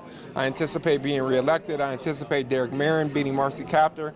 I anticipate Sherrod Brown being our next senator, and I anticipate Trump and J.D. Vance winning nationally, you know, for the presidency and the vice presidency. So I think it's going to be a big year for Ohio.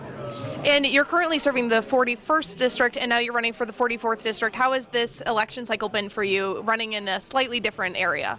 Well, it was interesting because my new district, about 70% of that community I didn't represent before, so I had to build up my name recognition. But once people found out about me, the work that I've done over the last 2 years, the number of bills I've introduced and co-sponsored, and how hard of a legislator, how hard of a worker I am as a legislator, it was pretty easy to get voters to support me.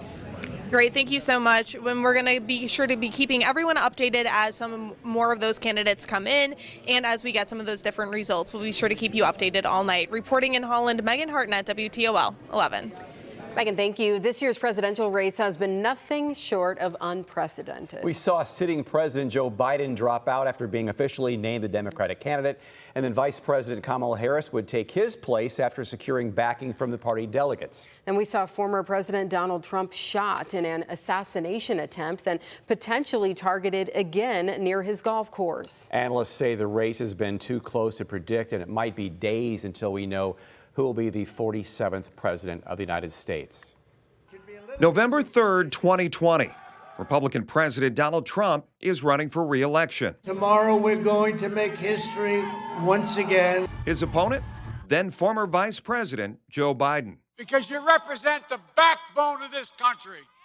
Hard-working families. We're asking nothing but a fair shot. Both rallied voters in the final hours on Election Day 4 years ago. Get your family, get your neighbors, get your co-workers, get your boss, grab him by the tie, say, let's go, boss. I believe the message is going to be loud and clear.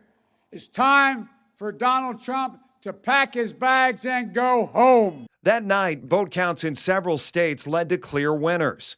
Right at 7 o'clock, the Associated Press called Kentucky for Mr. Trump and Vermont for Mr. Biden. It's shocking to me that Ohio, which has been kind of a bellwether state for the country, a bellwether state for deciding who the president is, that may not happen this time. There's still a lot of votes left to be counted, so we'll see if President Trump is able to hold on to the White House, if he wins Pennsylvania and is able to carry another state. In all, election data showed a winner in 32 states, plus Washington, D.C., that election day. 16 for Biden, 17 for Trump. The country went to sleep in the middle of the COVID pandemic without knowing who would be its next president. We knew because of the unprecedented early vote and the mail-in vote that it was going to take a while. We're going to have to be patient until the hard work of tallying the votes is finished. And it ain't over till every vote is counted, every ballot is counted.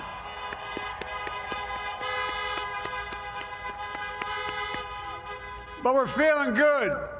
We're feeling good about where we are. The next day, November 4th, 2020, vote counts in another 11 states allowed for a winner to be determined. 6 states, including Michigan, went blue for the Democratic candidate.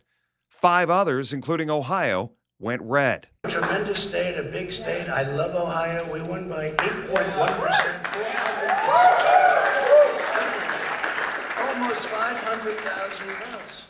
North Carolina, big victory with North Carolina.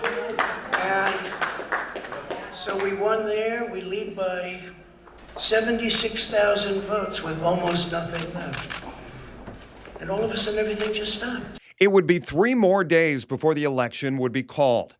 Just after 11 on the morning of Saturday, November 7th, the tally in Pennsylvania showed Mr. Biden as the winner, and the Associated Press called the race for the Democratic candidate. Here in Biden's hometown of Wilmington, Delaware, many have been celebrating in the streets. Supporters told us they're ready to look to the future. It's been a very uneasy week, and it's great to feel a sense of relief right now. Biden secured enough votes in the Electoral College to win the election. Former President Trump did not concede. Before noon, He promised to legally challenge the election. It is appropriate for the president to make sure that the vote count has been done properly, to carry out recounts where it's a very close contest. If there are any irregularities alleged, to pursue those and to follow every legal option he has. That's what you'd expect of a president in a setting like this. At the same time, I think it's important to choose one's words carefully because the eyes of our children are upon us. The eyes of the world are upon us. Every nation in the world is watching what the President of the United States says. And there's a battle going on around the world between authoritarianism and freedom. And it's important for the cause of democracy and freedom that we don't allege fraud and theft and so forth unless there's very clear evidence of that. The candidates would split the final 4 states. And a crowd would eventually riot at the U.S. Capitol on January 6, 2021. Before power would be transferred to President Joe Biden. With voting winding down for the evening, we are now waiting for the election results to be called. But what does that timeline look like? Our National Verify team has that answer. Tonight is finally election night, but we might not know the final results until days later. That doesn't mean something went wrong. It's part of the normal election calendar. Some states take longer than others to process ballots, whether because of low staffing, rules on when they can start counting, or waiting for mailed ballots to arrive. We don't know for sure when each state will be done counting, but they do all have deadlines by which the results need to be finalized and certified. Some states require local elections offices to certify their results the day after the election. Others give them a month. Then the states usually have a few extra days to tally and certify the statewide vote. For presidential elections, federal law requires all states to certify their results by December 11th. Although the results may take weeks to finalize, races may still be called well before then. Various news agencies and political groups use teams of experts to analyze results data as it's made public and declare probable winners.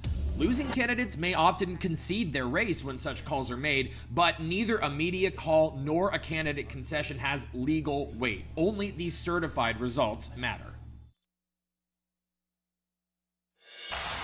And as we continue our live coverage of the 2024 election, WTOL 11 has brought in a local expert on politics and the election cycle. So we are joined now by University of Toledo political science professor Sam Nelson to discuss a variety of things tonight. Welcome. Thank you so much for being here again tonight. We appreciate it. You know, let's start right away with voter turnout. I just got the latest look here from Lucas County, looking at about just under 65%, 64.5%, which a little bit lower than we saw in 2020 and 2016. Yeah, and I'm kind of curious about what explains that. Maybe that the presidential election is not competitive. Maybe that's left a few people at home, but it doesn't seem like great news for Marcy Kaptur.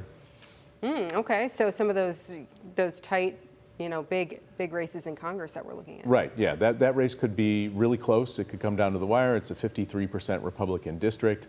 I think she needs strong turnout in Lucas County, where there are more Democrats than there are in some of the rest of the district. A moment ago, we were running a story talking about the how every state is different. It's 2024. We have new technology. I know states' rights are very protected.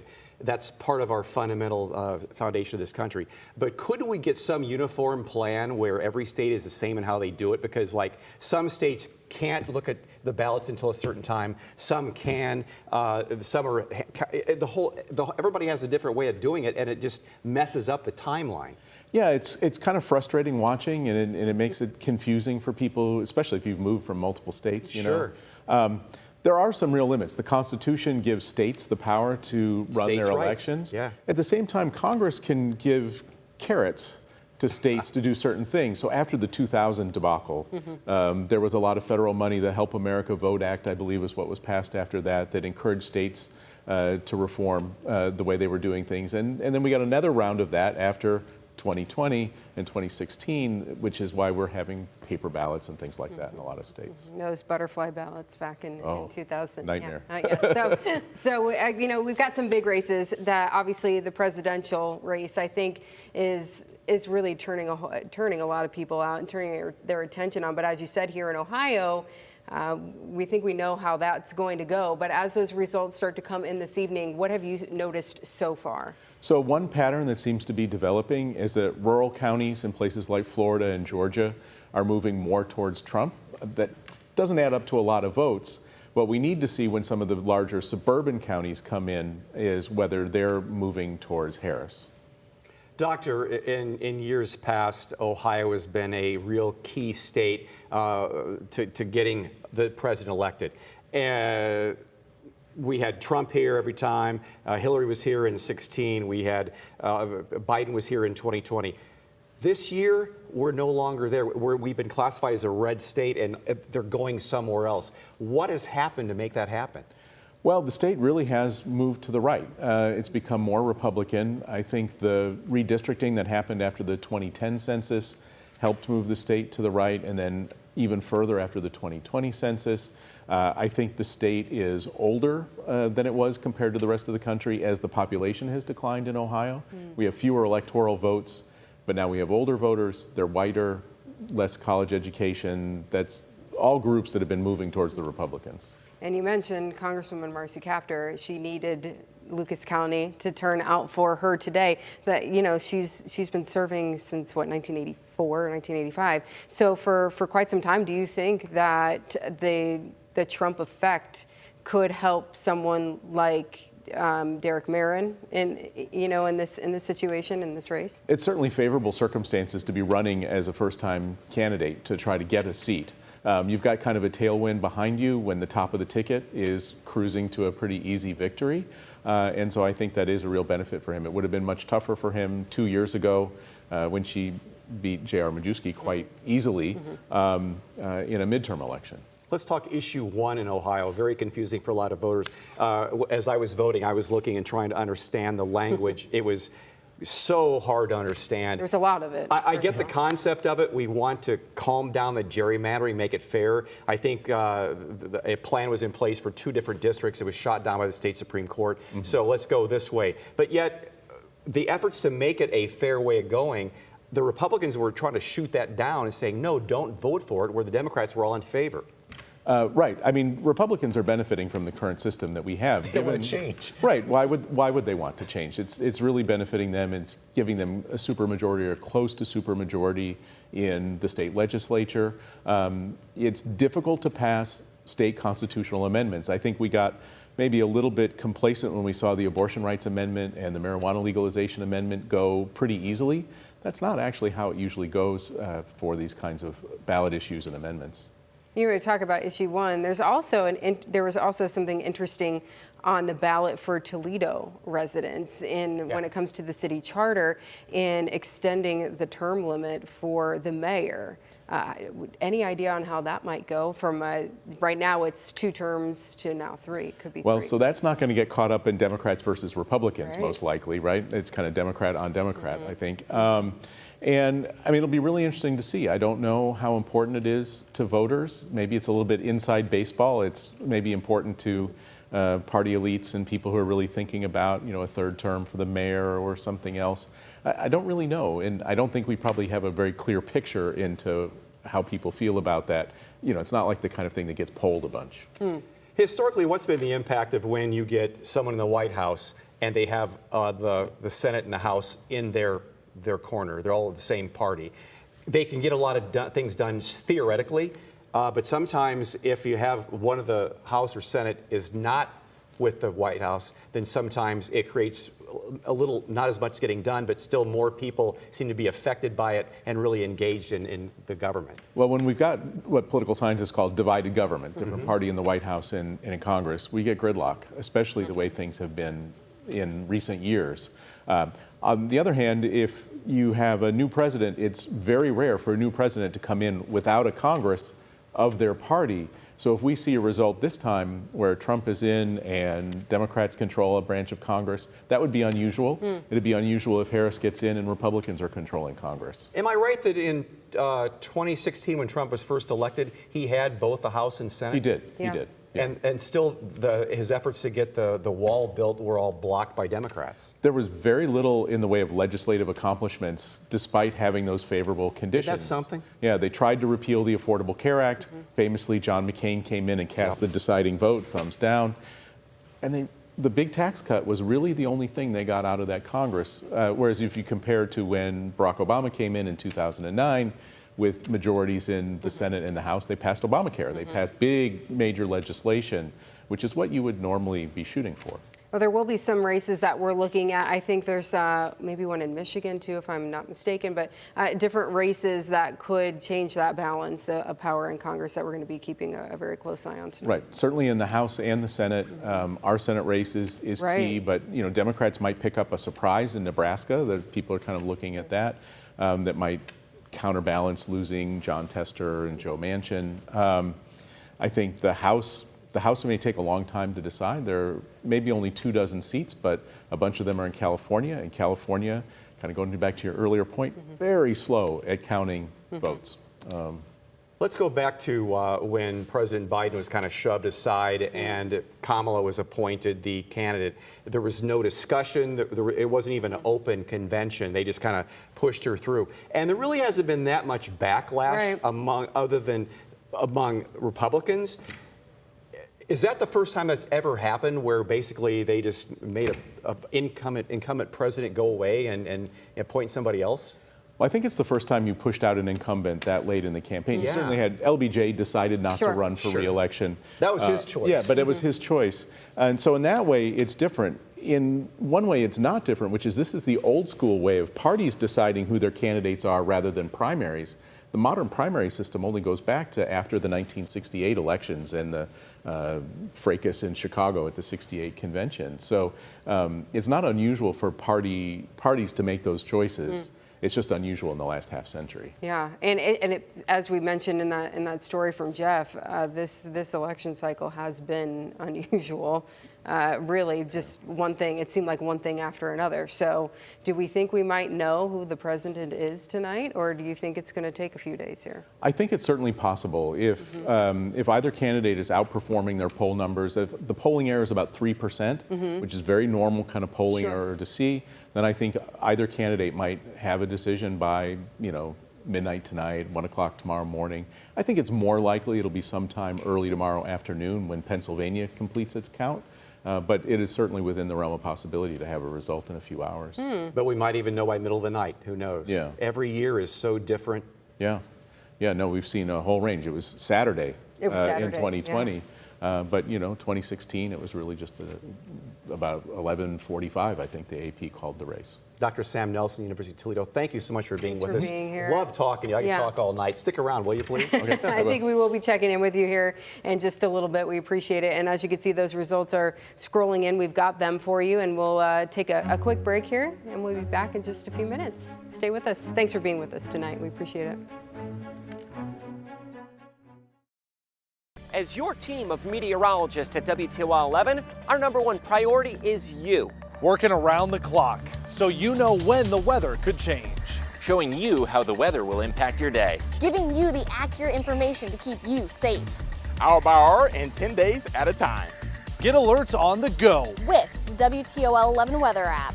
Advanced notice. Giving you time to prepare and plan your day. When weather impacts your life, trust WTOL 11, Toledo's weather leader. Every night on WTOL at 6 and 11. We're on top of breaking news, bringing you the facts as we get them, keeping you informed and in the know. We're making sure you're seen and heard with investigations that get results and impact lives. And we're keeping you up to date on how the weather could change, what to expect, and how to prepare. For the stories and coverage that matter most to you, trust WTOL 11, Toledo's news leader every night. All my friends, they always keep me motivated to be the best player and person I can be. I'm feeling a lot of adrenaline, a lot of knowing that eyes are going to be on me. Mace twirling, conducting, leading. I get so pumped up. It's our job to keep the crowd engaged. Halftime! It's our game time. Going out there to have that grit and making people proud around me. My parents are in the stands. Very important. So there's 3 groups that have a job on Friday nights. The cheerleaders, the football team, and then it's the band. Catch all the Friday night action on WTOL 11 Big Board Friday. Covering a hurricane, that was a whole different ball game. The reality and the emotion of being in that moment is something I'll never forget. Seeing, some of the sights of Tropicana Field roof being peeled off, to know that people's lives had been forever changed. And even if I was just a little part of maybe making it a little easier for them, and that's the job that I embrace, the same mission and message that I strive for day in and day out. It's developing that trust, delivering that and keeping people safe.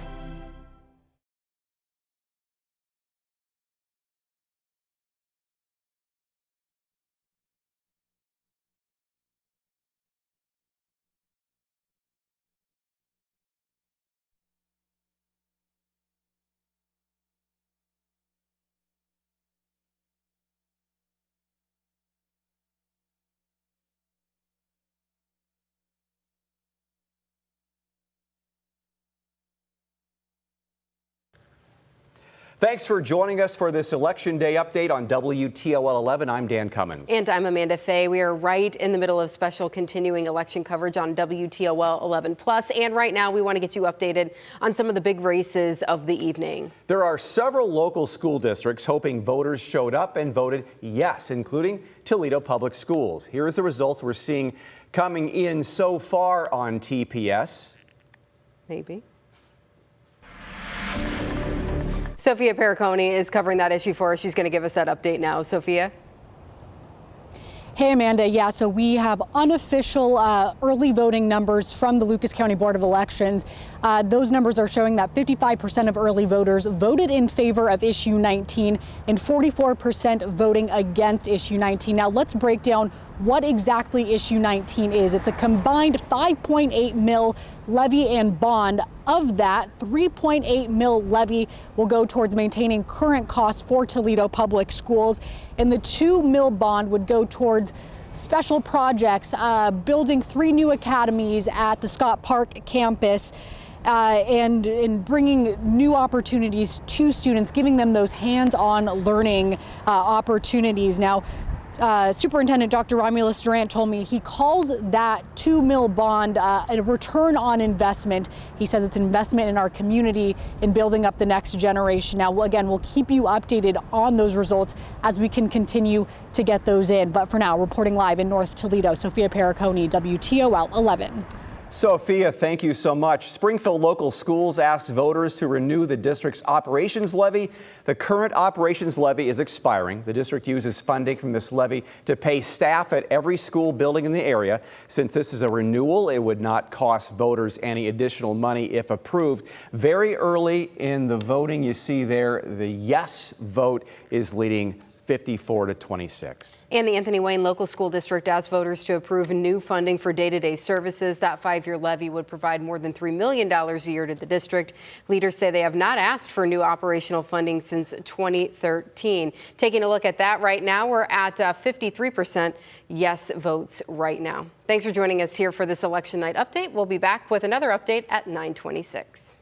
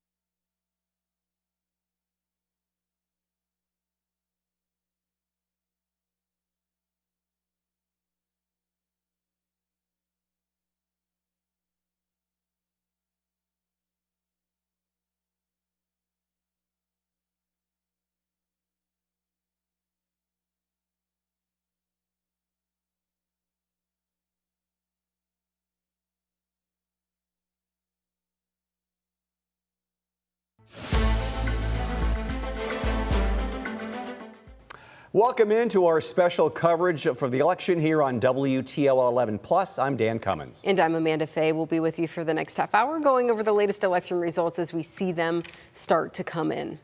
We've seen so many people at polling locations all throughout the day today. Polls close in Ohio at 7:30 this evening, wrapped up in Michigan about an hour ago at 8 o'clock. As far as when we'll start seeing more and more results, that all depends on the local Board of Elections and how quick they are tallied. The latest voter turnout numbers from the Lucas County Board of Elections shows about 65% of eligible voters cast a ballot in the election, with about 86,000 absentee votes and over 100,000 election day votes cast. The race many people are watching for is who will be our next president. Yes, of course. Let's take a look at what some of those results are that we have so far. Right now, it does look like former President Donald Trump is leading Kamala Harris right now by a 53% of that vote right now. But it is early. We were just speaking with Dr. Sam Nelson from the University of Toledo, who said that he was starting to see some traction there in rural counties for Mr. Trump, and Ms. Harris had more of those suburban areas. You know, Amanda, we saw that in 2020. Donald Trump had a big lead early in the evening among the rural areas and the smaller towns. In Michigan, for example, it's basically a red state if you take away the big cities. And then later in the evening, of course, here come all the urban results, and then the whole things start complexion to tip a little bit. So, of course, it is very, very early, but we'll keep you updated as those results Voters say they came out to weigh in on the issues, and CBS News exit polling shows the economy is the #1 issue for supporters of former President Donald Trump, followed by immigration. While supporters of Vice President Kamala Harris say they are most concerned about the state of the democracy, followed by abortion. So you think both sides are energized? To a certain extent, yeah, I think so. I think you're seeing more passion. Trump and his running mate are riding out the night at Mar-a-Lago, while Harris and her VP pick are at her alma mater, Howard University in Washington, D.C. Melissa Andrews is covering the Lucas County Democratic Party tonight. She joins us live at UAW Local 12, where Democrats are awaiting results. Mel? Hey guys, the Democrats are pretty happy so far with what they're seeing. Of course, as you mentioned yourself, it's still early in the evening, but just a couple minutes ago, results were shown for Marcy Kaptur and Sherrod Brown's race, and those results got huge cheers here in the UAW Hall. I'm joined right now by Representative Michelle Grimm in the 43rd District. How do you feel about your race? I'm feeling great. You know, the early results are in. I'm at up 66%, so I'm feeling pretty good right now. I think that I've been working really hard in my district. I do think a lot of people see that and want to have me return in the State House. And that's helped you, you know, your big lead there has helped you to be able to focus on some of the other races. And you're in leadership here in the House. What are you looking at? What races are you concentrating on right now? So there's some key races up in Cuyahoga County, Hamilton County, and a little bit in Franklin County that we're watching. There's some flip red to blues that we're looking at. So we're watching those closely to see can we do better with our margin for the supermajority, and hopefully we can gain some seats there. I'm wondering if you could give me one worry and one positive that you have right now. You know what? I'm thinking all positive. I mean, I think the numbers for Marcy are great. The numbers for Sherrod are great. That one's pretty close. Yes, it's pretty close. Although issue 1's looking a little tight, I do have some hope for issue 1 because we do need fair maps and make sure that we have better representation for the state. So I am hopeful for that. The redistricting has really affected Marcy's races recently. Yes, so I'm hopeful that issue 1 will pass. I think it's too soon to tell, and I'm still hopeful that that will pass. And issue 9 here in Toledo, you're watching for that. So I'm watching that, but you know, we'll see what happens there. All right, Michelle, thanks. Good luck tonight. We are awaiting more candidates. We haven't really seen many of the big ones, the 2 county commissioners that are on the ticket tonight, and Marcy Kaptur is still coming. We know that. She always comes here. This is kind of her party, but she's not here yet, and we're going to continue to watch these results come in. Reporting live from Local 12, Melissa Andrews, WTOL 11. Mel, thank you so much. Now, many local Republicans are gathering tonight to watch the results come in as well. Yeah, and that's where Megan Hartnett will be all night long for us, live at the watch party in Holland. Megan, things are starting to pick up. I'm seeing more people behind you, getting a little bit more excitement. What is the vibe like there?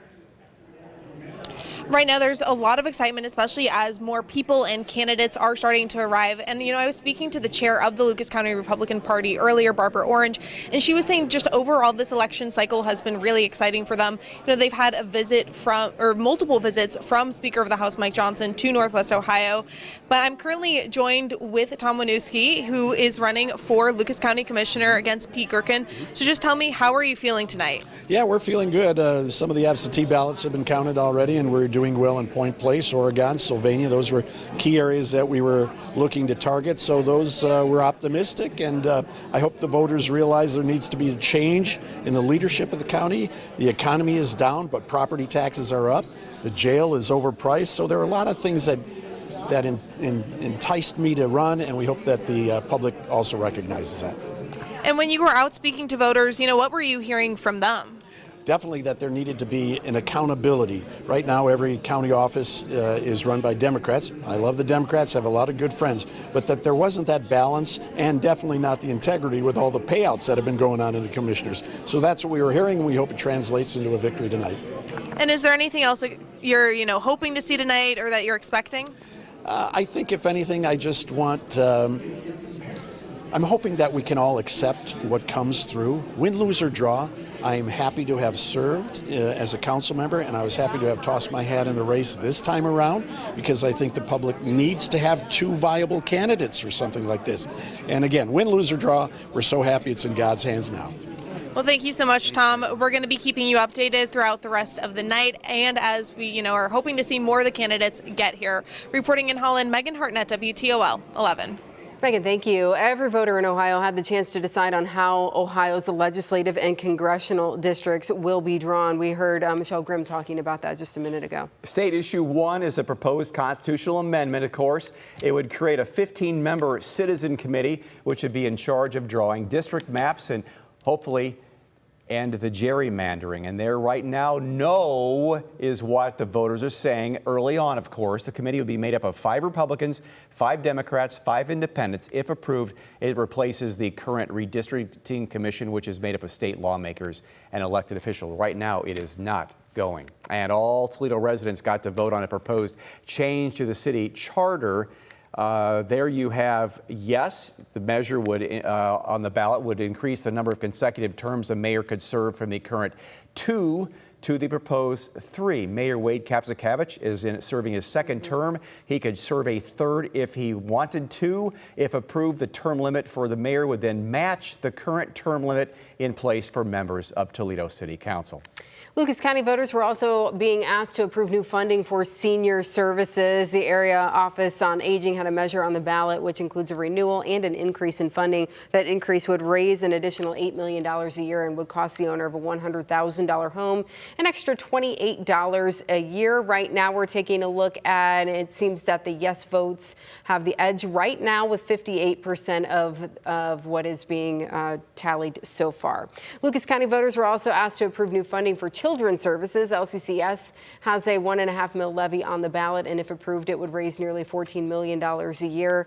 It would cost the owner of a $100,000 home an extra $53 a year. The agency's executive director says if this levy does not pass, cuts will be made, and right now it is showing 57% yes votes right now. Toledo Lucas County Public Library has a bond issue on the ballot as well. The library system says the money would be used to renovate several branches as well as build a new library branch in southwestern Lucas County. There you see right now the library measure is up 60 to 40%. If approved, the bond would cost the owner of a $100,000 home about $30 a year. The last time the library system asked voters to approve a bond was back in 1995. There are several local school districts hoping voters showed up and voted yes. And we have team coverage tonight, breaking them all down for you. Sophia Perricone is following Toledo Public Schools, and Stephen Iwanek is keeping tabs on Bowling Green and Perrysburg schools for us. We're going to start with our biggest district, and Sophia Perricone live for us at the TPS Board of Education building. Sophia. Seems like we are just losing her signal there. Toledo Public Schools was asking voters to pass issue 19. That was a combined levy and bond that was $5.8 million. Part of it would go toward maintaining operations, and the other part would go to building some new things at the Scott Park area. So Sophia will check in with us in a little bit. Actually, we're taking a look here at what that vote stands like right now. It looks like the yes votes are coming in at 55% of the vote right now. So TPS could be getting some support there. If issue 19 did not pass, the superintendent said that they would have to make some cuts, but they would hopefully not take away from the things that touch the students closest. So that, if it does pass, that's going to come out to about $203 a year. Yeah, the Scott Park homeowners. campus improvements is something that they are wanting to do. A very ambitious plan with the new charter schools. Maybe that'll have to be curtailed a little bit there. Well, Springfield Local School is asking voters to renew the district operation levy. The current operations levy is expiring there, and that district uses that funding to pay staff at every school building in the district. It's a renewal, so there's no additional money here, and it is so far showing the yes votes lead the Springfield levy. In Wood County, both Perrysburg and Bowling Green schools have issues on the ballot. Steve Iwanek is live for us tonight, breaking those down. Steve? Yeah, Dan, Amanda, how are you guys doing? So we are outside Perrysburg High School right now, and both Bowling Green schools and Perrysburg schools have have a levy each on the ballot. And early results that have come in so far from the Wood County Board of Elections are showing two different storylines. So let's start with what's going on in Perrysburg. Perrysburg is trying to break a two-loss skid, you should say, at the ballot. But right now, 56% of voters in the early results are saying no to the latest proposal for an 8-year, $2 million incremental operating levy. Now, District Superintendent Tom Hosler told me earlier today that the levy is for day-to-day operating expenses such as salaries, benefits, utilities, and textbooks. It makes up about 17% of the district's operating budget. So if it does get approved, Hosler says it would go a long way towards creating a Bowling Green, 53% of voters so far in early results from Wood County Board of Elections have voted yes so far for a district that's trying to ask voters to approve a 0.75% income tax levy. The district says the levy would raise nearly $6.7 million a year and would go towards general operating costs. We reached out to the district superintendent, Ted Hasselman, to talk prior to the results coming in, but he declined. He wants to wait until those results come in, so we will try to see if he will be available to speak with us here in a little bit. Now, we are still very early into this entire process. Nothing official has been said yet. These are all just early results that we are seeing right now from the Wood County Board of Elections. But as it stands right now, as of our latest update, Perrysburg school levy, 56% of voters have said no so far, and in Bowling Green, 53% of voters have said yes. We'll continue to keep you updated as we learn more information. But for now, reporting in Perrysburg, Steve Iwanek, WTOL 11. Back to you guys. Steve, thank you. And this just into our newsroom now. The Associated Press is projecting Donald Trump to win Ohio. So that just coming in. Again, the Associated Press projecting Trump winning Ohio. And right now he does lead the overall vote. Right now, 53% of the vote. Kamala Harris, 46%. And a thing to watch with this, Bernie Moreno is hoping to ride Donald Trump's coattails in Ohio and knock Sherrod Brown off that Senate seat, a very coveted Senate seat from the state of Ohio. So we'll see how that all plays out. All right. Moving now to Findlay City Schools. Michael Sandlin is live in Hancock County with more on that for us. Michael, I understand some of the early results are starting to come in there. Hey guys, yeah, I'm here in the Board of Elections headquarters, and we have seen some of those early votes and some of the early precincts begin to turn in, and what we're seeing so far is not in favor of the levy so far. So far we're seeing 48% of the vote in favor of the levy, while 52% is saying they're against. Now it's not looking good for Findlay City Schools, which has said that they're expecting to have $5 million in cuts next fall if this doesn't pass. That includes up to 20 to 25 teachers being cut and multiple administrators as well. But as we've said, the night is still young. These guys still have a lot of votes still yet to tabulate, so we'll continue to keep you updated through the night. Reporting in Findlay, Michael Sandlin for WTOL 11. All right, Michael, thank you. We're going to be live streaming all night with your election coverage right here on WTOL 11+, and we're going to be bringing results right to your phone the minute they come in. I just got that push alert there from our WTOL 11 app, so make sure you download that as well. And you can text the word VOTE to 419-248-1100. That way, those results can be set right to your phone. Stay with us. We're back in just a moment. With WTOL 11 Plus, you can watch WTOL on your schedule. Want to start the 6 o'clock at 6:11? You got it. Want a weather forecast when you need it? No problem. Want to catch up on good day before you say good night? We got you. Want to watch Big Board Friday night highlights on Saturday morning? Dunzo. From breaking news to the latest forecasts and investigations that matter to you. Get everything WTOL has to offer on WTOL 11 Plus, Toledo's news leader on your schedule. The weather drives me. It's a passion. We deliver trust, and we deliver a forecast that people can believe in, and they can make decisions on how they need to best keep themselves safe, prepared, and warned of dangerous or hazardous weather, whether it's a tornado or any snowstorm or anything that we face. That's the job that I embrace, and that's the job that I look forward to. It's developing that trust, delivering that, and keeping people safe. I feel kind of slighted. We are a voice for the voiceless, asking questions, getting results. Not letting go of this investigation, staying on it, made it happen. Exposing corruption. They didn't do anything until y'all got stepped in. Seeking the truth. The public will listen. We'll have $1,000. Thank you so much. Holding the powerful accountable. WTOL 11 Investigates.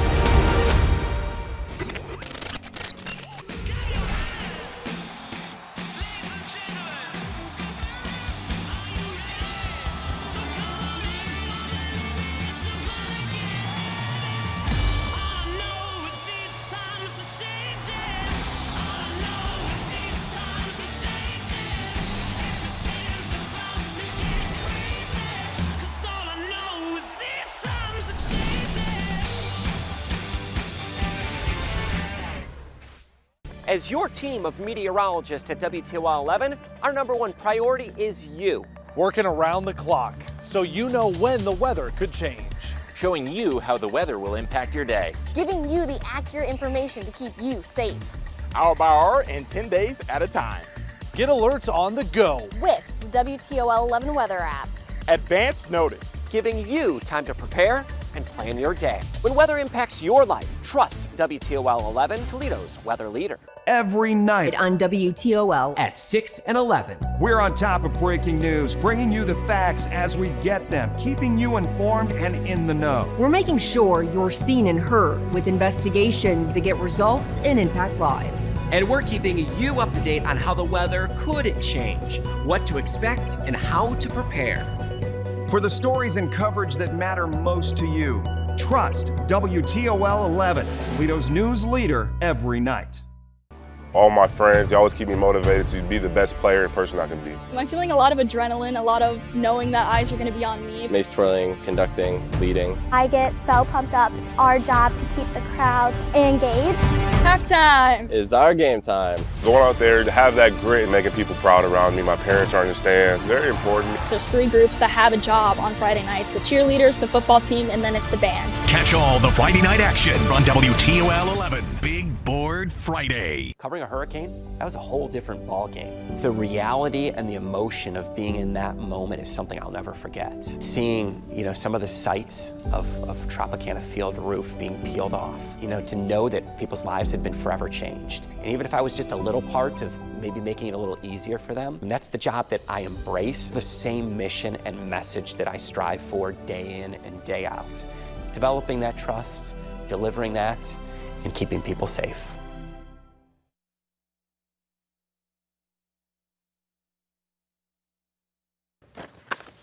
Welcome back with us. Members of Congress are on the ballot in all 50 states, and the balance of power in the House and Senate could tip either way. In 10 states, voters are weighing in on abortion access. CBS has more tonight from reports from the battleground state of Arizona.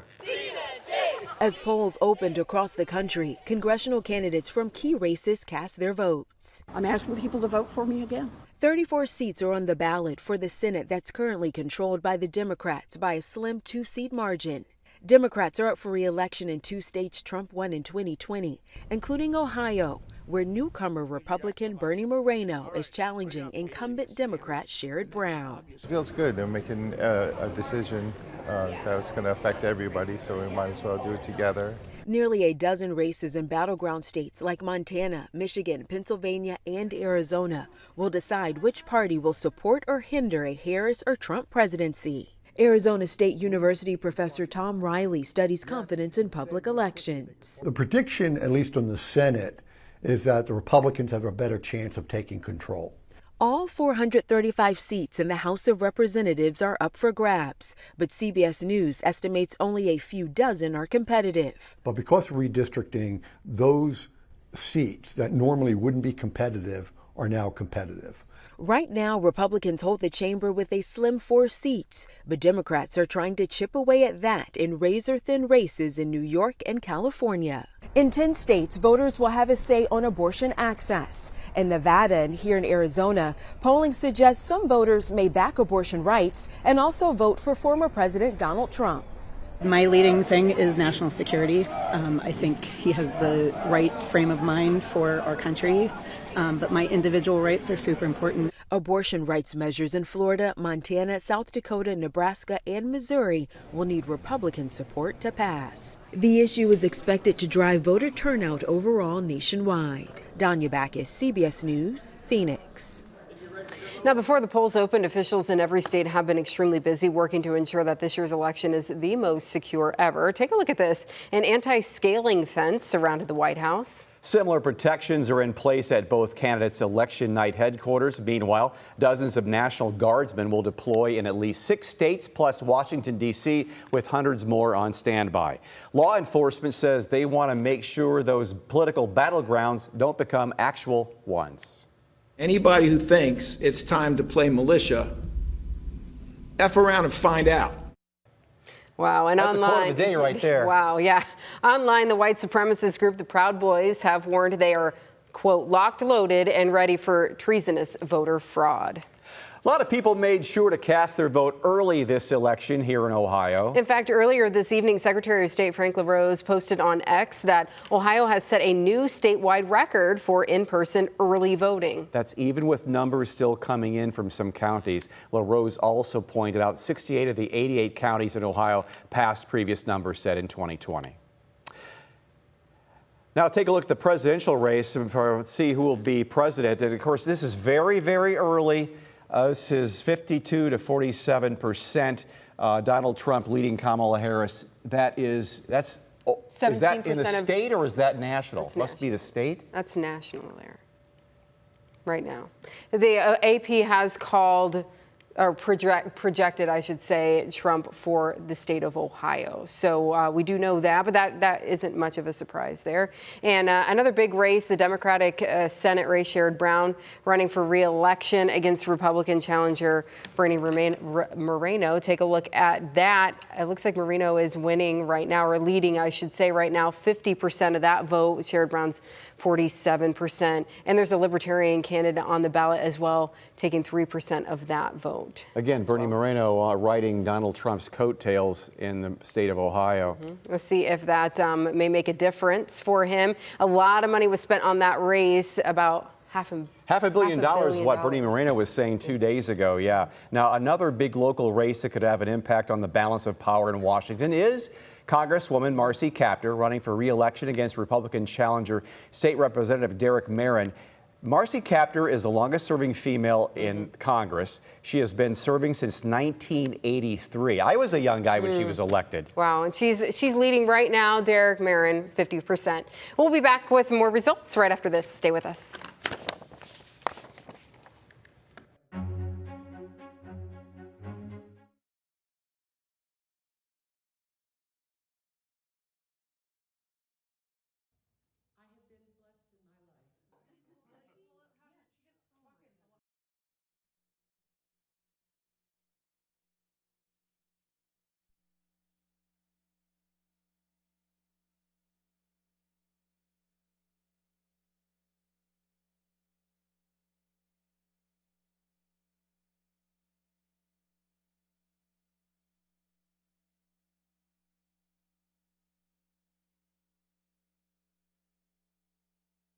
Good call moving underneath. Yeah. You could feel the rains. Okay. We're coming up soon here in about a minute.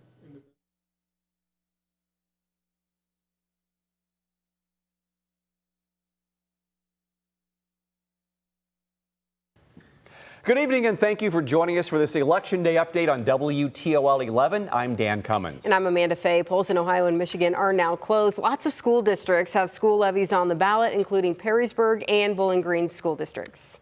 We want to check in with Steve Iwanek, who's in Wood County tonight. Steve, what's going on? Well, Dan, Amanda, we do have an update for you on some of the most recent numbers that have just come in from the Wood County Board of Elections. Again, nothing is confirmed, nothing is official yet. These are all unofficial results at the time. But we were talking about Bowling Green for starters. They were in favor at our last update for you all. 53% saying yes, 47% saying no. Well, now that is updated, and just a handful of votes are separating this now. But now just over 50% of voters in Bowling Green have now voted against the new school levy, which is a 0.75 income tax levy. On the other side, Perrysburg, our last report we gave for you all, 56% at the time had said they were voting against the incremental operating levy. Now it's down to 55%, but there's still a 10% gap, 55-45 in favor of being against that levy in Perrysburg. Just to give you a little bit of background, a little more into these two levies. For some context, back in March when it comes to the Perrysburg levy, they're coming off two straight no. An $87 million bond was voted no, with 58% of those people saying no. And then back in November of last year, an over $140 million bond was also voted no. This year's levy for Perrysburg schools is 8 years, $2 million incremental operating levy, which would go to about 17% of the operating budget for the district. Meanwhile, for BGs, we just mentioned a 0.75% income tax renewal. That would raise about $6.7 million annually per year. Last year, Bowling Green schools, they had a passage of a high school bond issue for 58% of voters saying yes. So we're going to continue to keep our eyes on the polls and see what happens. Very tight races, of course, and nothing officially set in stone yet. We'll have to continue to keep an eye on those polls and see what happens over the coming hours. Reporting here in Perrysburg, Steve Iwanek, WTOL 11. Steve, thank you so much. Now, we have some results from presidential election. Now, a little bit ago, the AP declared Ohio in Trump's corner. Projected that, and now we're going to take a look at what the nation is saying right now. Donald Trump is leading right now, 52% to 47%. Stay with us. Our coverage continues on WTOL 11+.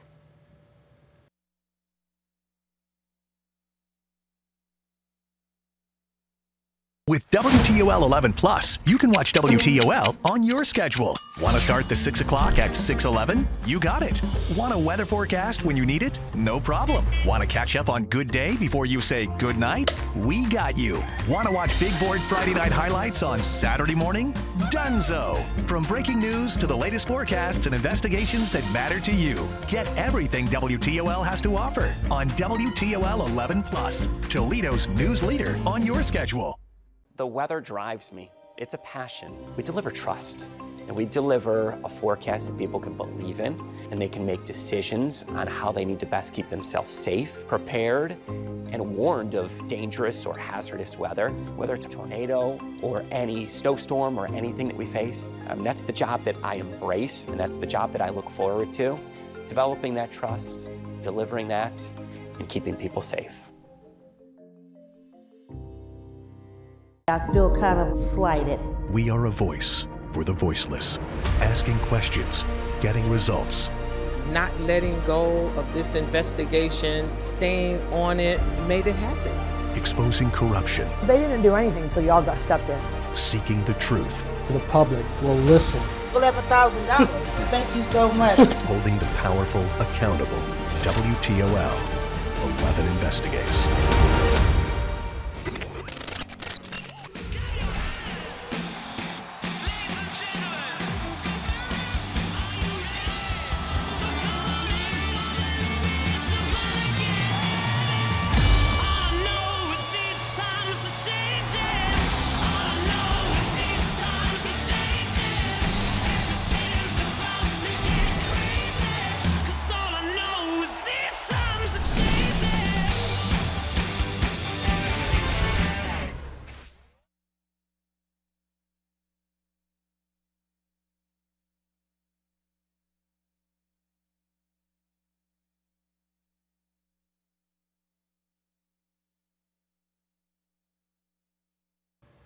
Thank you for sticking with us here for this election night update. We have an extended coverage of election night on WTOL 11 Plus. We'll be live on Plus with special coverage until 11:30 tonight. Good evening and thank you for joining us for this Election Day update on WTOL 11. I'm Dan Cummins. And I'm Amanda Fay. The polls in Ohio and Michigan have now been closed for a couple hours at this point in Ohio and about an hour and a half there in Michigan. And we're giving you updates just as those results continue to come in. We're getting a look at the latest voter turnout numbers from the Lucas County Board of Elections showing about 64.5% of eligible voters cast a ballot in the election, with more than 85,000 absentee votes and over 100,000 election day votes cast. And when we look at voter turnout in elections past, it's about 4% less than what we saw in 2016 and a couple percentage points less than what we saw in 2020. Which is surprising. I thought there was a lot more enthusiasm in 2024 that early than ever vote. before. A lot of people were coming out early. We thought, that those. Personally, I voted early because I didn't want to stand in line on election day. It's been the reverse of that. Yes, it has. A lot of people made sure to cast their vote early this election here in Ohio. In fact, earlier tonight, Secretary of State Frank LaRose posted on X that Ohio has set a new statewide record for in-person early voting. That's even with numbers still coming in from some counties. LaRose also pointed out that 68 of the 88 counties in Ohio passed previous numbers set in 2020. Another race being watched closely is the presidential race. The race many people are watching right now very closely. We're taking a look at the latest numbers coming in right now. Former President Donald Trump with 52% of that vote, Kamala Harris with 47% in early precincts reporting here. And the AP has projected Trump will win Ohio, so we know that so far.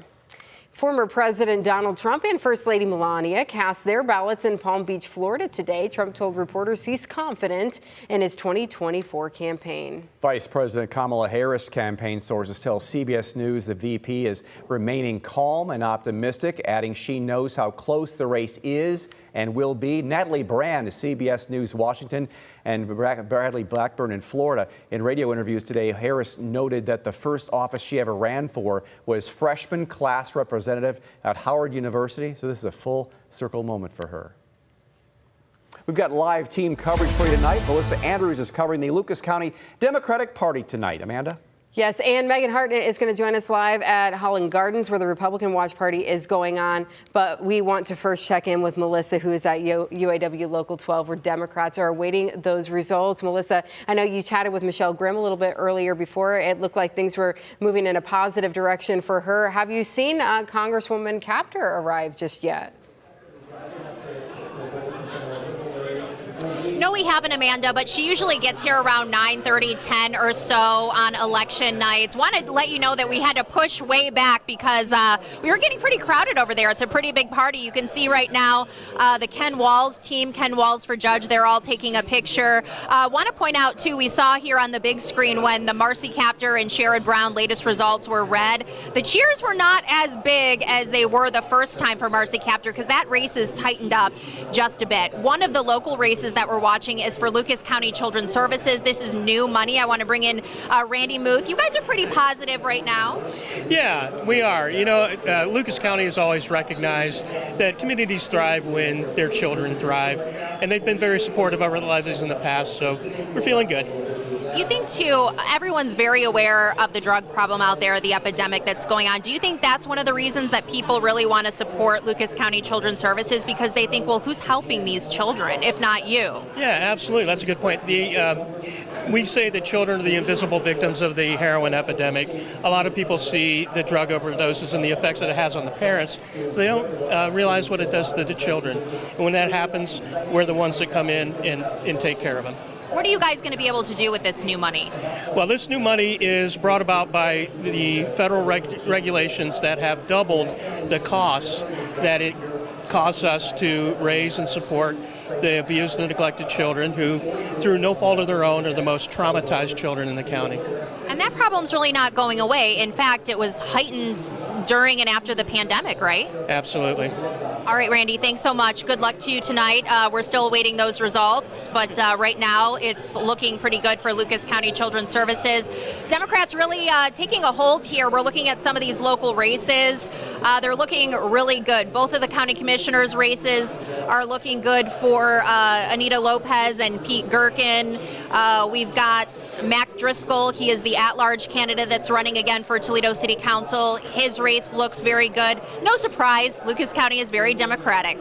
We're going to wait here for Marcy, hopefully within the hour or so. Pete Gherkin, hoping he's going to show up here at Local 12 as well. Reporting live from Local 12, Melissa Andrews, WTOL 11. Mel, thank you so much. Now let's check it with Megan Hartnett. She joins us live from the Republican Watch Party. Megan, what's it like there? You know, there was a big cheer just a few minutes ago when it was announced that former President Trump is expected to take Ohio's 17 electoral votes. And, you know, overall, there just is a lot of energy going on here. I'm currently with State Senator Teresa Gavrone. You're currently up for re-election. You know, how has this election been for you overall? You know what? It's been exciting. There's been a lot going on this entire election process. You know, I've been really excited to serve the people of the 2nd Senate District for the past 5 years, and you know, really grateful for the faith that people have put in me, and really look forward to working with them again in this upcoming General Assembly. Truly wonderful opportunity to be here tonight, and just great to see the election results come in. I'm really excited for the future. I was going to say, I know that there's nothing official for your race, but overall, how are you feeling watching those votes slowly get counted? You know, it's a process. Every election, to watch the votes slowly get tabulated and put out there. But I feel optimistic. I feel really good about the election, about the campaign we've run, and again, really excited for the opportunity to serve the people, continue serving everyone in the 2nd Senate District. Well, thank you so much. We still are waiting for some different candidates to get here, including State Representative Derek Marin. We're going to be sure to keep you updated as the night continues. Reporting in Holland, Megan Hartnett, WTOL 11.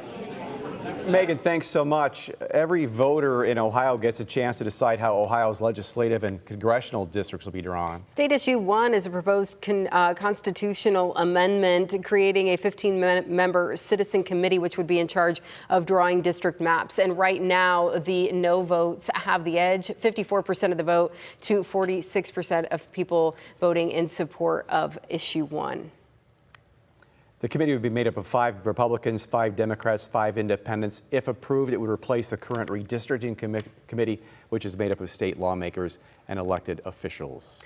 WTOL 11 wants to bring in a local expert on politics and the election cycle. We're joined by University of Toledo political science professor Sam Nelson tonight to discuss the variety of big issues tonight. Okay, issue 1 is going down right now. We don't know that trend will reverse.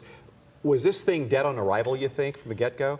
I think once the ballot language was frozen the way that it was written, that it really didn't have a real good chance. Yeah, it seemed confusing and long, really. Yeah, and I think, you know, it's difficult to explain it in a short form. Sure. But if you're trying to make it more confusing than it needs to be, then it's going to be really difficult. Well, especially if Democrats are on board, positive, yes, vote for it, and the Republicans are all saying no. Well, if you're a red state overall, they say no, I'm not going to vote for it. It makes it more difficult. And if you compare it to something that did pass, like the abortion rights amendment, well, that was actually really simple in a lot of ways. People knew what yes meant, what no meant. There wasn't a lot of confusion when you got to the polling place.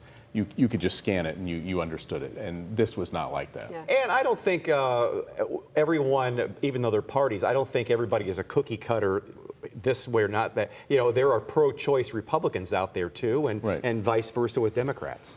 That's true. And I mean, similarly with this, I mean, the biggest backer, one of the biggest backers of this issue 1 was, Republican former state Supreme Court justice. Right.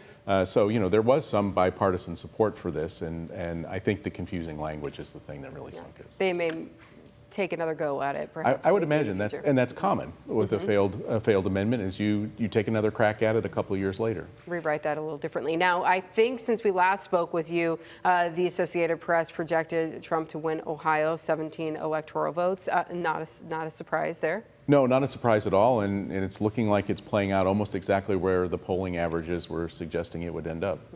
Doctor, the state of Ohio is no longer a swing state, it's a red state, period. That's said and done. But in Lucas County, we are a heavily Democratic area. We saw a conversation about the county commissioners. Well, we haven't had a Republican county commissioner since Maggie Thurber in 2006. There's Republican. Is it, I guess in a way, if it's all one party, they can do what they want, but then again, the negative to it is the one party can do what they want. Right. I mean, single party, I mean, it's really common in urban areas to have the Democratic Party in particular. Chicago. Yeah, Chicago, almost every large city. I mean, when I first came to Toledo in the early 2000s, we kind of had Democratic Team A, Democratic Team B. It was almost like a two-party system, but they were all Democrats. And you do tend to see a little bit of splitting that way as people jockey for some influence running for office and things like that. Do we think, though, maybe the tide is turning a little bit more when we look at Congresswoman Marcy Kaptur's race with Derek Merrin, Bernie Moreno, and Sherrod Brown? Do we see it shifting even more? I think potentially. Kaptur's in a little bit better shape right now with the returns where they are. Brown is running about 6 points ahead of Harris, but there's a 9-point lead there that he has to make up. So Moreno, it looks like he is in pretty good shape. Maybe he might end up with similar numbers to what J.D. Vance had 2 years ago in the state. I mean, we have to see. There's a lot of vote left to count, but right now that gap is what I'm kind of watching to see if Brown is running behind by a certain margin, that may be, the outcome of that election. Might be the outcome. Well, luckily, you're going to be with us the rest of the evening for WTOL 11 with our online and also our broadcasting shows on Fox 36 at 10 and WTOL 11. We'd love to hear your analysis because you're a doctor of political science. We love picking your brain on these nights. Yes, right? and those results keep coming in. So we love getting these updates. Thanks for being with us today. And don't go anywhere. We have more live election coverage continuing right here on WTOL 11+. Up next, we'll take a look at some local school district races. Yeah, With thanks for joining us here. WTOL 11 Plus, you can watch WTOL on your schedule. Want to start the 6 o'clock at 6:11? You got it. Want a weather forecast when you need it? No problem. Want to catch up on good day before you say good night? We got you. Want to watch Big Board Friday night highlights on Saturday morning? Dunzo. From breaking news to the latest forecasts and investigations that matter to you. Get everything WTOL has to offer on WTOL 11 Plus, Toledo's news leader on your schedule.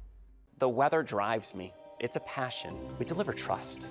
And we deliver a forecast that people can believe in, and they can make decisions on how they need to best keep themselves safe, prepared, and warned of dangerous or hazardous weather, whether it's a tornado or any snowstorm or anything that we face. That's the job that I embrace, and that's the job that I look forward to. It's developing that trust, delivering that, and keeping people safe. I feel kind of slighted. We are a voice for the voiceless, asking questions, getting results. Not letting go of this investigation, staying on it, made it happen. Exposing corruption. They didn't do anything until y'all got stepped in. Seeking the truth. The public will listen. $11,000. Thank you so much. Holding the powerful accountable.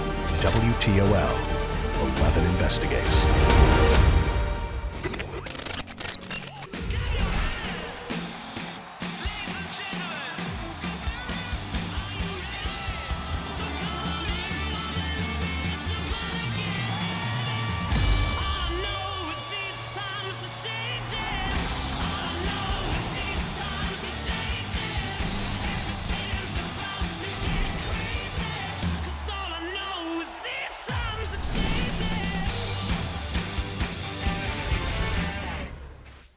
As your team of meteorologists at WTOL 11, our #1 priority is you. Working around the clock, so you know when the weather could change. Showing you how the weather will impact your day. Giving you the accurate information to keep you safe. Hour by hour and 10 days at a time. Get alerts on the go with the WTOL 11 weather app. Advanced notice. Giving you time to prepare and plan your day. When weather impacts your life, trust WTOL 11, Toledo's weather leader. Every night on WTOL at 6 and 11. We're on top of breaking news, bringing you the facts as we get them, keeping you informed and in the know. We're making sure you're seen and heard with investigations that get results and impact lives. And we're keeping you up to date on how the weather could change, what to expect, and how to prepare.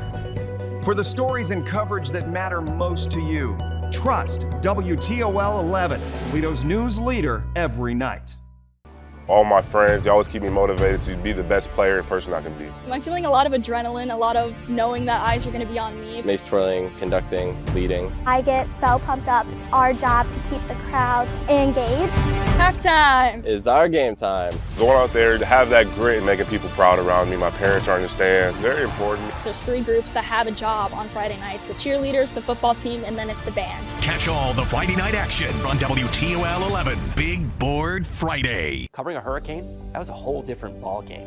The reality and the emotion of being in that moment is something I'll never forget. Seeing, some of the sights of Tropicana Field roof being peeled off, to know that people's lives had been forever changed. And even if I was just a little part of maybe making it a little easier for them, and that's the job that I embrace, the same mission and message that I strive for day in and day out.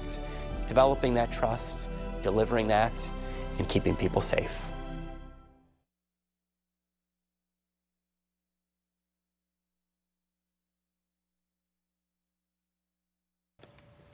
Thanks for sticking with us here on WTOL 11 Plus. All Toledo residents got the chance to vote on a proposed change to the city charter today. The measure on the ballot would increase the number of consecutive terms a mayor could serve from the current 2 to the proposed 3. And if approved, the term limit for mayor would match the current term limit in place for members of Toledo City Council. And right now, the yes has 55% of the vote, no 45%. With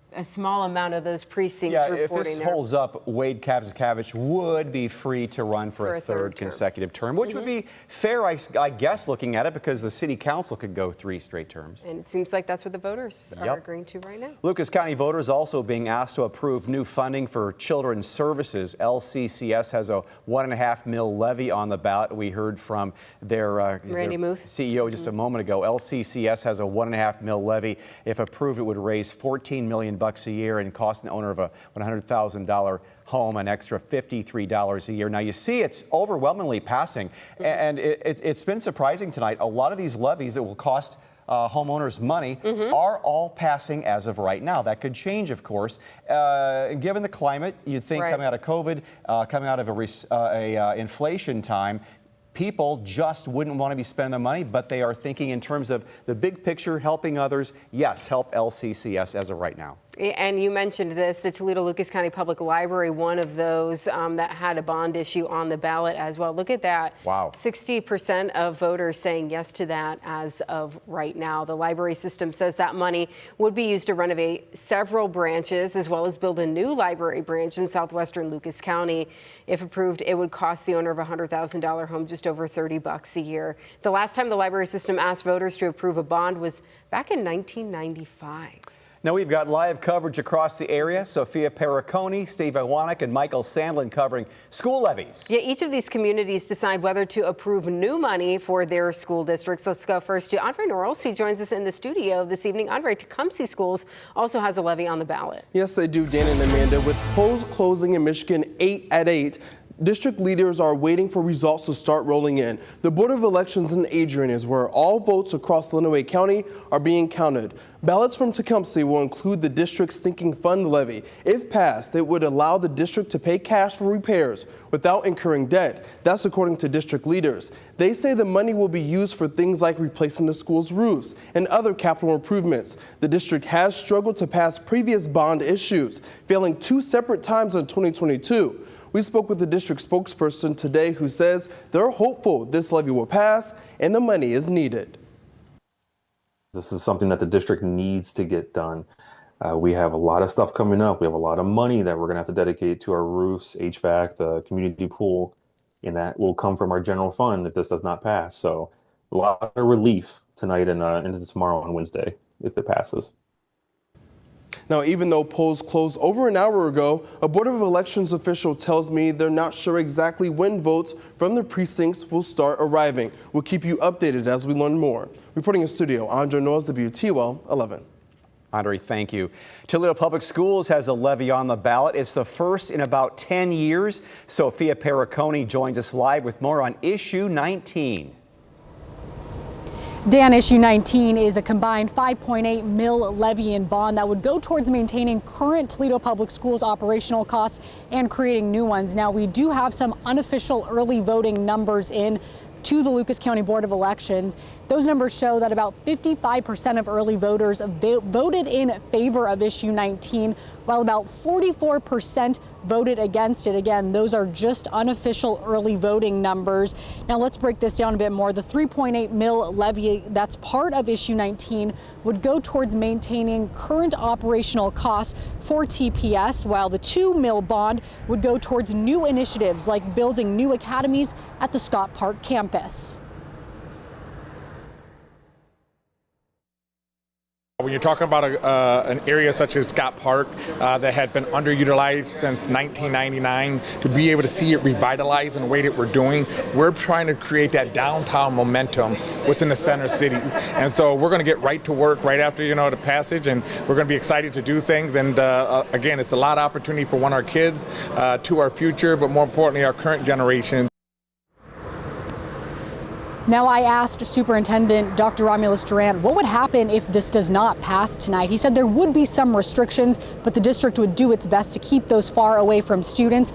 Again, we will continue to keep you updated as election results for Issue 19 come in. For now, reporting live in North Toledo, Sophia Perricone, WTOL 11. Sophia, thank you. In Wood County this evening, a pair of school districts are asking voters to approve some levies. Perrysburg and Bowling Green are those districts. Steve Iwanek joins us now from outside, who is in Perrysburg actually this afternoon with more. Yeah, hi, Amanda. So, we're outside right now. Perry all night long. Perrysburg in their respective levies on the ballot. But we're going to focus right now on the Perrysburg levy because right now that one is not looking so great if you're a Perrysburg in support of Perrysburg's incremental operating levy. So the district is trying to rebound after a pair of recent election failures. Back in March, voters rejected an $87 million bond to help fund a potential new elementary school. And last November, a $140 million bond was rejected. But this time around, the district has asked voters to approve an operating levy, which would be for 8 years at a $2 million increment. That district superintendent, Tom Hosler, says will make about 17% up of the operating budget. He says that this money is so important to the student experience. As a school district, we simply focus on the students, and that's our job. And we just want to continue to do our job. And we do a very good job at what we do. And so that continues to be our focus. Hosler says that if this levy fails, that the budget cuts would be about 130 employees worth in terms of the monetary value. Reporting here in Perrysburg, Steve Iwanek, WTOL 11. Thanks, Steve. And Michael Sandlin joins us live from Hancock County for Findlay City Schools levy. Yeah, hey guys, I'm here in the Hancock County Board of Elections right now, and earlier today we did speak to this Findlay City Schools Superintendent Andy Hatton, who really set the stakes here. This levy, if it doesn't pass, will mean $5 million in cuts for the school. They've been using the same operating budget since 2004, and that meant that they've had to cut and cut and cut just to survive. But they might need to keep cutting. We've gotten another round of ballots coming in here. Now almost 18,000 people have voted so far. And so far, 52% of them have voted no on this levy. Superintendent Hatton told me they've tried to do something different with this ballot, trying to turn it into a 1% income tax levy instead of a property tax levy. But if it does fail, they will have to cut 20 to 25 teachers, administrators, and other staff. So the results are still flowing in. The election is far from over. And I'm going to keep working with this guys as they continue to tabulate the votes. But for now, reporting in Findlay, I'm Michael Sandlin for WTOL 11. So the school levy's taking it on the chin right now. Yeah, it seems like, well, it depends on where you are. TPS, things are looking very good there. However, when we get maybe to these more rural areas, Findlay is where Michael is, and then Wood County, maybe not as And much. Riverdale lost last November by six votes. 6 votes. So our coverage of this election night isn't done yet. Make sure you join us on WTOL 11 News at 11 and catch us all night long right here on WTOL 11 Plus.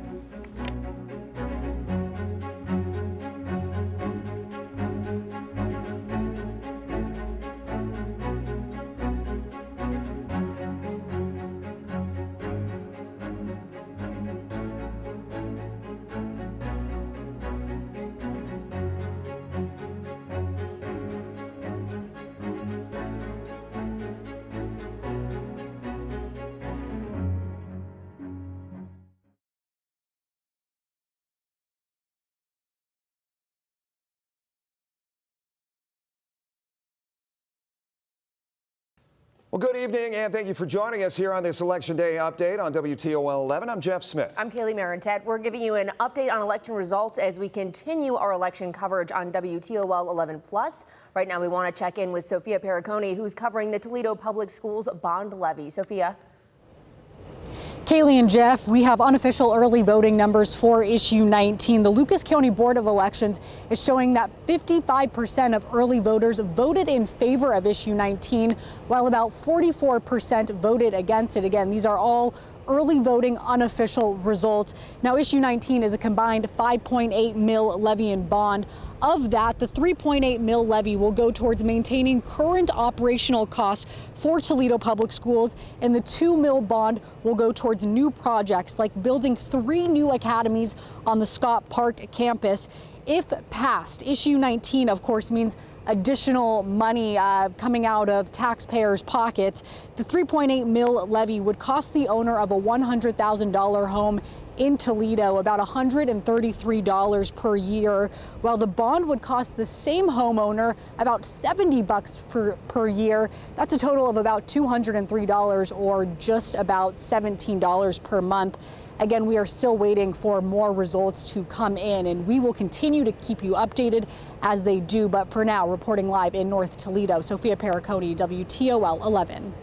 Sophia, thank you. And of course, an update on the general election tonight. And if you haven't gone to WTOL.com/elections yet, please do. It's a great interactive tool for you getting the results up to the minute. Let's check the presidential race and where things stand according to the Associated Press tonight. Right now, we are showing 27% reporting. Again, this is not official results here yet. Donald Trump is leading, though, 52% compared to Kamala Harris at 46% right now. Again, not many states have been called, but we do know that Ohio has unofficially been called for red for Donald Trump. We are seeing right now that Michigan is leaning a little bit more blue, but again, these are unofficial results. We will be sure to give you the update and latest on WTOL.com. We hope to see you tonight on WTOL News at 11. And of course, continue to follow us on WTOL 11 Plus.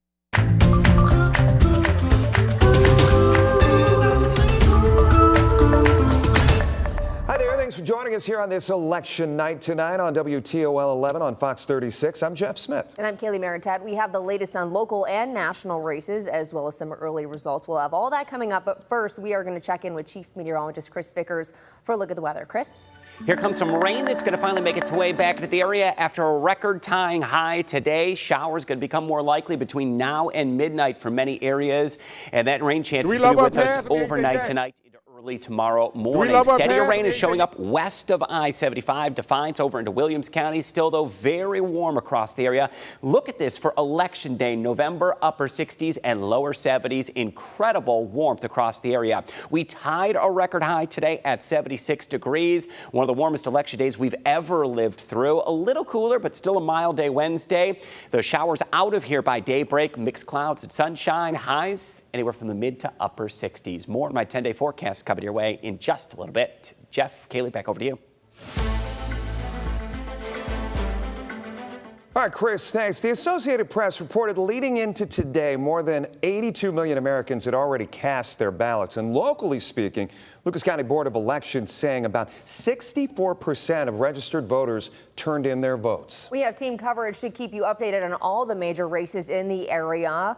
Melissa Andrews and Megan Hartnett are getting the latest from local candidates from both sides of the aisle as tonight's results start to pour in. We also have Sophia Perricone, Steve Iwanek, and Andre Norrells, also Michael Sandlin, covering local school levies and issues that voters saw when they headed to the polls today. And of course, the presidential election. Soon Americans will know whether former President Donald Trump or current Vice President Kamala Harris will take office next year. And tonight, former President Trump is in Florida at a convention center where he is hosting a watch party. Vice President Kamala Harris is at her alma mater in Pennsylvania, Howard University, awaiting results. Now, there are some possibilities tonight. We may have final results tonight on the presidential race. We may not. Federal law requires all states to certify their results by December 11th. But there's no indication tonight that it will take that long. First, let's check on some local races. We're looking at some early results from the race between Marcy Kaptur and Derek Marin, as well as Sherrod Brown versus Bernie Moreno. Right now, we are seeing Marcy Kaptur and Derek Marin tied at 48%. This is 48% reporting according to the Associated Press. Right now, we are seeing 4% with Tom Press coming in. These updated results will be on WTOL.com. Melissa Andrews is covering the Lucas County Democratic Party tonight. She joins us live from UAW Local 12, where there is a watch party. Mel, how are voters and candidates feeling there? Well, I think they're nervous about the Kaptur and the Brown races, although when you look at the Lucas County numbers, both of them are winning here in Lucas County. So that remains to be seen. One person who is not nervous tonight is Commissioner Pete Gerken. Tell everybody what you just told me about how you spent your earlier evening. Oh, when the polls closed, I went and got my wife, and we went and listened to some jazz music at Toll House. So I had a nice 3 tacos and listen to some jazz with some friends, and we're going to come over and get the rest of the results. I said it must be nice. You're such a long-standing commissioner here, going for your 5th term, and you're feeling pretty good about this race. I am. I think my record with the voters is pretty clear. They know me, they know where I stand, and hope to get the win tonight. We're in pretty good shape right now. I think we're going to be all right. I grabbed you just about as soon as you walked in the room, so I apologize for that. But what are you going to do here in the room tonight as we await Marcy coming in? Well, we're going to wish Marcy well. Look, these are tight races. The country is divided, but the voters are going to show up for who they do. Marcy's had a great career. I was with her first race in 1982 as a young man. I think she'll make it, but time will tell. But, the voter turnout is strong in Lucas County, and that's what she has to have. Anita Lopez's race is looking pretty good for the Democrats and for Anita as well. How has it been working with her over the past several months as commissioners? It's been fine. Everybody's still learning their styles. It's a newer commissioner, still learning the job. But she's going to win. We're going to have a good board, and we're going to try to take care of the business like we always have in the past. We're going to have balanced budgets. We're going to do projects, and we're going to try to move the county forward, and I look forward to serving with her. You still have 2 big projects on your plate that you're trying to clear up, LC4 and the jail. Well, LC4 as a project, the new building's getting built, will open next year. So I think that's really going to be a breath of fresh air to get a new building, a new set of eyes on the thing. And the jail's going to be all right when the interest rates comes down. We still have to bring costs out, and we still have to wait for interest rates. So everything's still on the table. All right, Pete, thanks so much. Enjoy your evening. Right, thanks. Marcy Kaptur, I'm told, is watching results right now at her office. Tony Toddy of Local 14 is going to be introducing her when she gets here. We don't know when that is. That's really just a judgment call by her own campaign when she feels comfortable that she is doing well in the race and that she is winning the race. We're told that's when she'll be here. Reporting live from Local 12, Melissa Andrews, WTOL 11. All right, thanks, Mel. Right now, we want to check in and see where the race for U.S. Senate stands right now. The race is between incumbent Senator Sherrod Brown and challenger Bernie Moreno. Right now, Bernie Moreno is showing a 51% vote over Sherrod Brown's 46%. Again, this is 56 reporting from the Associated Press. We also have a 3% vote from Don Kissick. Right now, we are seeing more than 2 million votes for Bernie Moreno and nearly 1.8 million for Sherrod Brown. We are going to continue to update these results as they come in on WTOL.com. Still too close to call at this point. While Ohio wasn't considered a swing state this time around, there was still a huge push in the last couple of weeks by many GOP heavyweights to show up and show out for local and state candidates. Megan Hartnett, she is live at the Republican Watch Party that's in Holland. So, Megan, kind of an up and down tonight, but what's the mood right now? You know, Jeff, there's been some excitement, but also some anxiety. I'm currently with the chair of the Lucas County Republican Party, Barbara Orange. And, you know, Barbara, just first go ahead and tell me, what's the energy that you're taking in from everyone right now? The energy is really good here at our party. We're very hopeful. We see there's states turning around for the Senate across the country, and the numbers are up for Derek Merrin. Looks like he's won Erie County, which is huge. So we're really excited and just looking for some good wins tonight. Very positive. And I know it's not official yet, but it looks like former President Trump is expected to get Ohio's 17 electoral votes. You know, there was some cheers, some excitement. How did that feel for you? Oh, it's awesome. We had no doubt that Trump was going to win Ohio. We're just waiting for the votes to roll in for Bernie Moreno. It's looking good for him. We're just really excited about our county commissioner candidates and our state reps, so waiting for all those results. Yeah, and I know State Representative Derek Merrin isn't here yet. It's a close race. How are you feeling about that? I'm feeling really good about it, very optimistic. We're just kind of waiting. Derek will be here. Just kind of waiting on seeing how the results are coming in here. So very excited, kind of nervous, but just really happy to be here. Well, thank you so much, and we will be here giving you updates throughout the night as, you know, the different candidates get here, and John Rosick did get here, so we'll be talking to him in just a little bit. Reporting in Holland, Megan Hartnett, WTOL 11.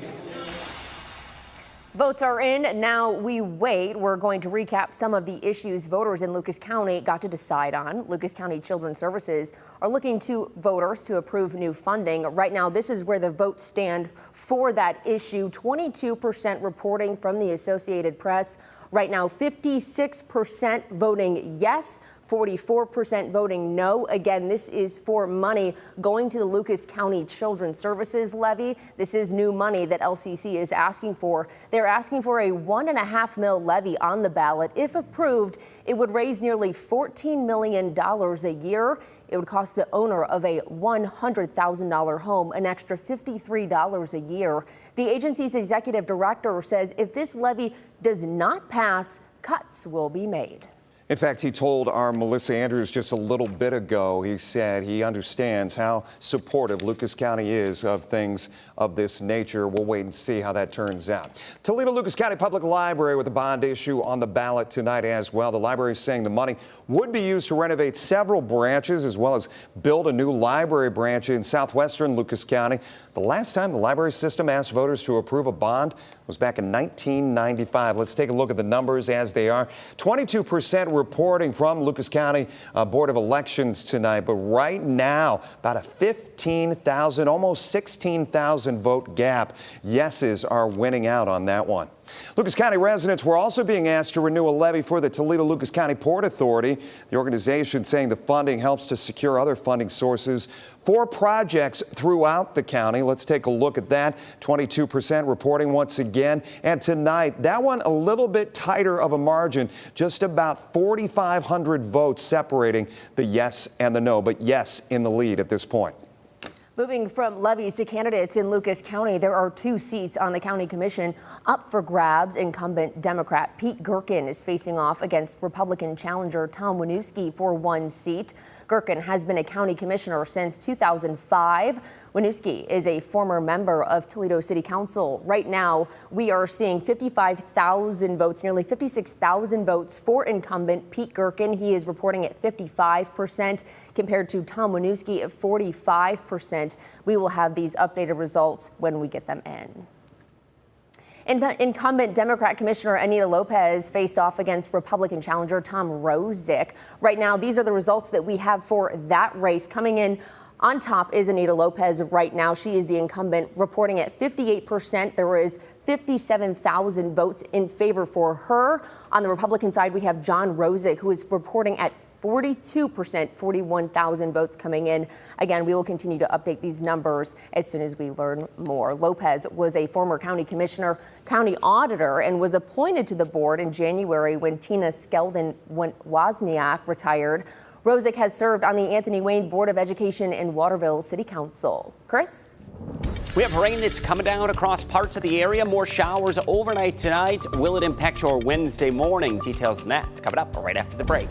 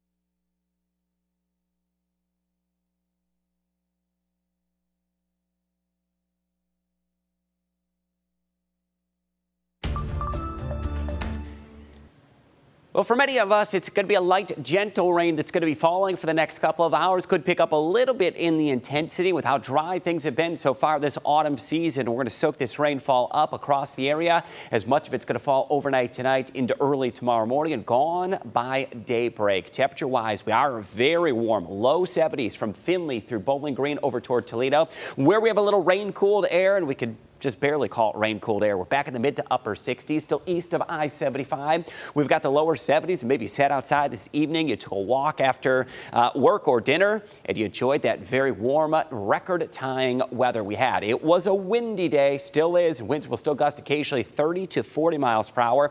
Head of a cold front that's going to come through while you sleep tonight, so you may hear the winds rattling the windows as the raindrops do come down. Now, rainfall so far this fall season, we're going all the way back to the first day of September. We are over 3.5 inches below average.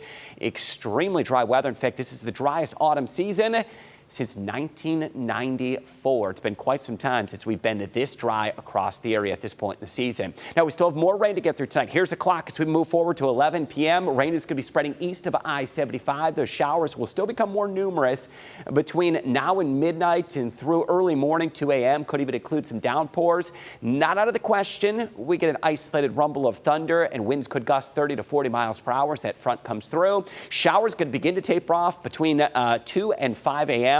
Lingering a little bit longer off to the east, but they are going to be out of the picture by the time we head toward daybreak. The last of a lingering shower east over toward Erie and Huron County, and we'll see mixed clouds and sunshine return into Wednesday afternoon. Still going to be a mild day, not quite as warm as what we had for our Election Day Tuesday, but highs in the mid to upper 60s. Warmer weather south and east of Toledo, where we're going to reach into the upper 60s. Dry conditions will return for Wednesday after rain that's going to be likely tonight. Breeze is still going to be gusty, upper 50s tonight. Highs on Wednesday in the 60s, and our 10-day forecast is going to show low 60s Thursday, Friday, and Saturday.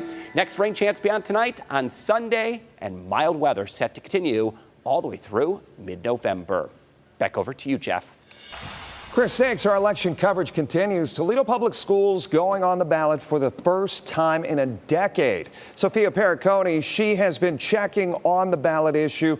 Let's check and see the numbers. Lucas County Board of Elections, 22% reporting in, and right now there is about a 3,000 vote difference, maybe about 3,300 votes or so in support of this levy. Let's check in with Sophia Perricone. She is down at the Toledo Public Schools Board of Education building. I know you had a chance to talk to Dr. Durant earlier this evening. What are you hearing? What can you tell us at this point?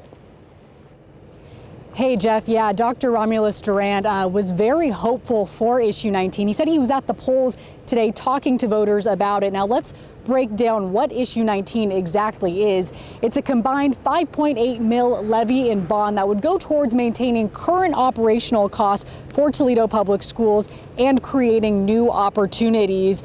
The $3.8 million levy would cost the owner of a $100,000 home about $133 per year, and that $2 million bond would cost the same homeowner about $70 per year, coming in for about $203 in total. Now, like I said, Dr. Romulus Durant was very hopeful about issue 19. The $2 million bond especially, he said, would go towards creating new opportunities for students, like building 3 new academies on the Scott Park campus.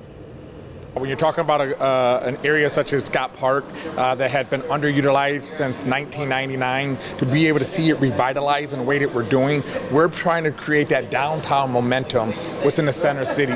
And so we're going to get right to work right after, the passage, and we're going to be excited to do things. And again, it's a lot of opportunity for our kids, to our future, but more importantly, our current generation.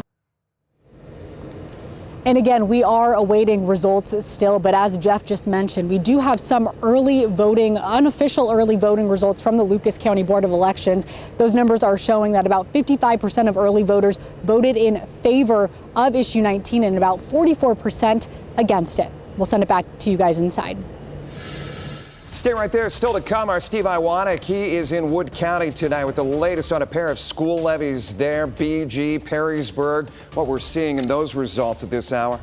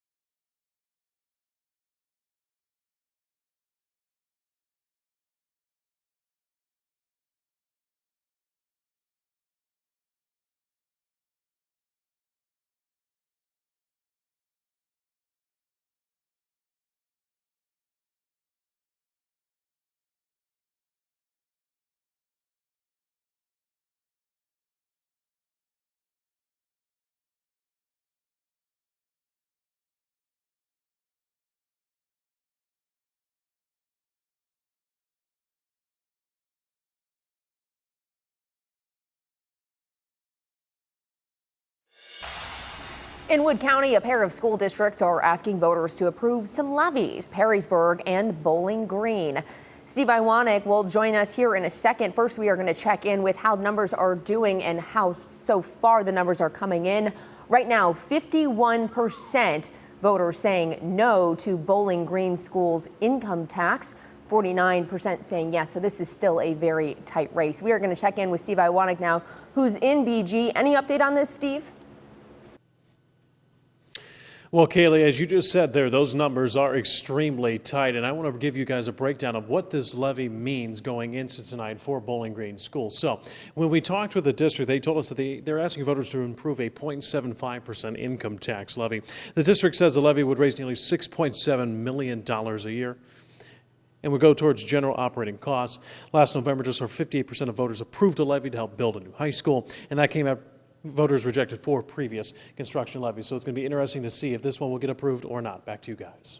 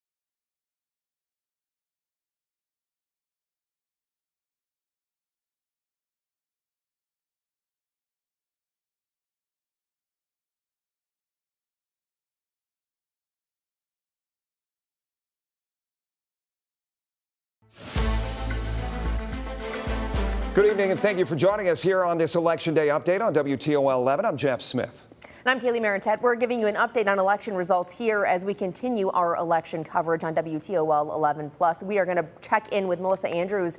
Mel, tight race there between incumbent Marcy Kaptur and Derek Marin. What are some of the reactions there?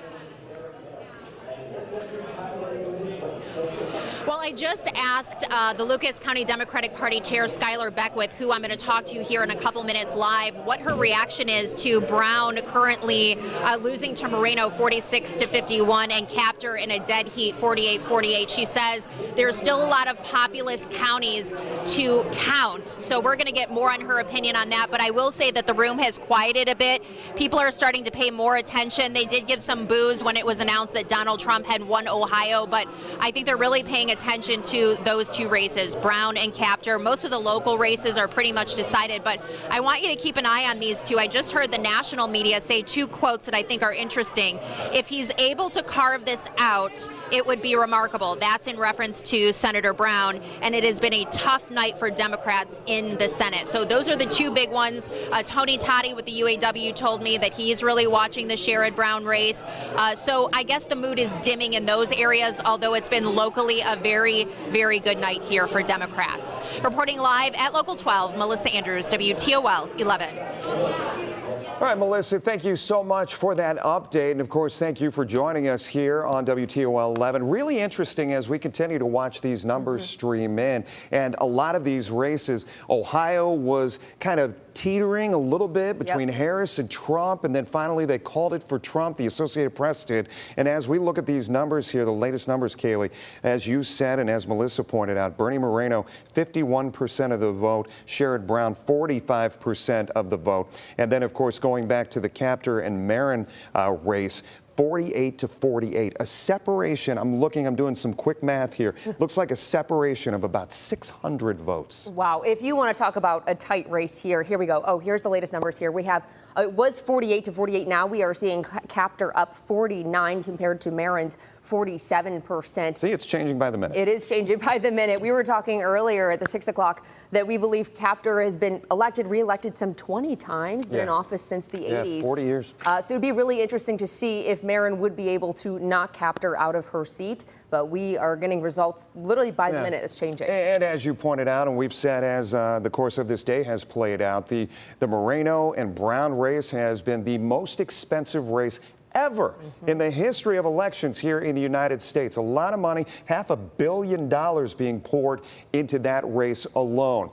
We are continuing to watch more and more of the totals come in as far as the presidential election is concerned as well. We want to keep you in mind that we will have another update here on WTOL 11 coming up at 10:56 as your national coverage continues here with CBS News. And of course, we'll keep you updated on air and online as those election results come in. Some of the early results that we're seeing as far as school levies are concerned here locally, Wood County, both BG schools and Perrysburg schools, their levies going down right now. It's still, I think, about 40 or 50% of the vote in. TPS school levy looking in the positive. Yep, definitely. We are seeing, again, some of these only 50% results coming in, so we still have a long way to go before we call them, but we will keep you updated as soon as we get the results on all of your local issues, levies, and candidate races on air and online. We hope to see you back here on WTOL at 10:56.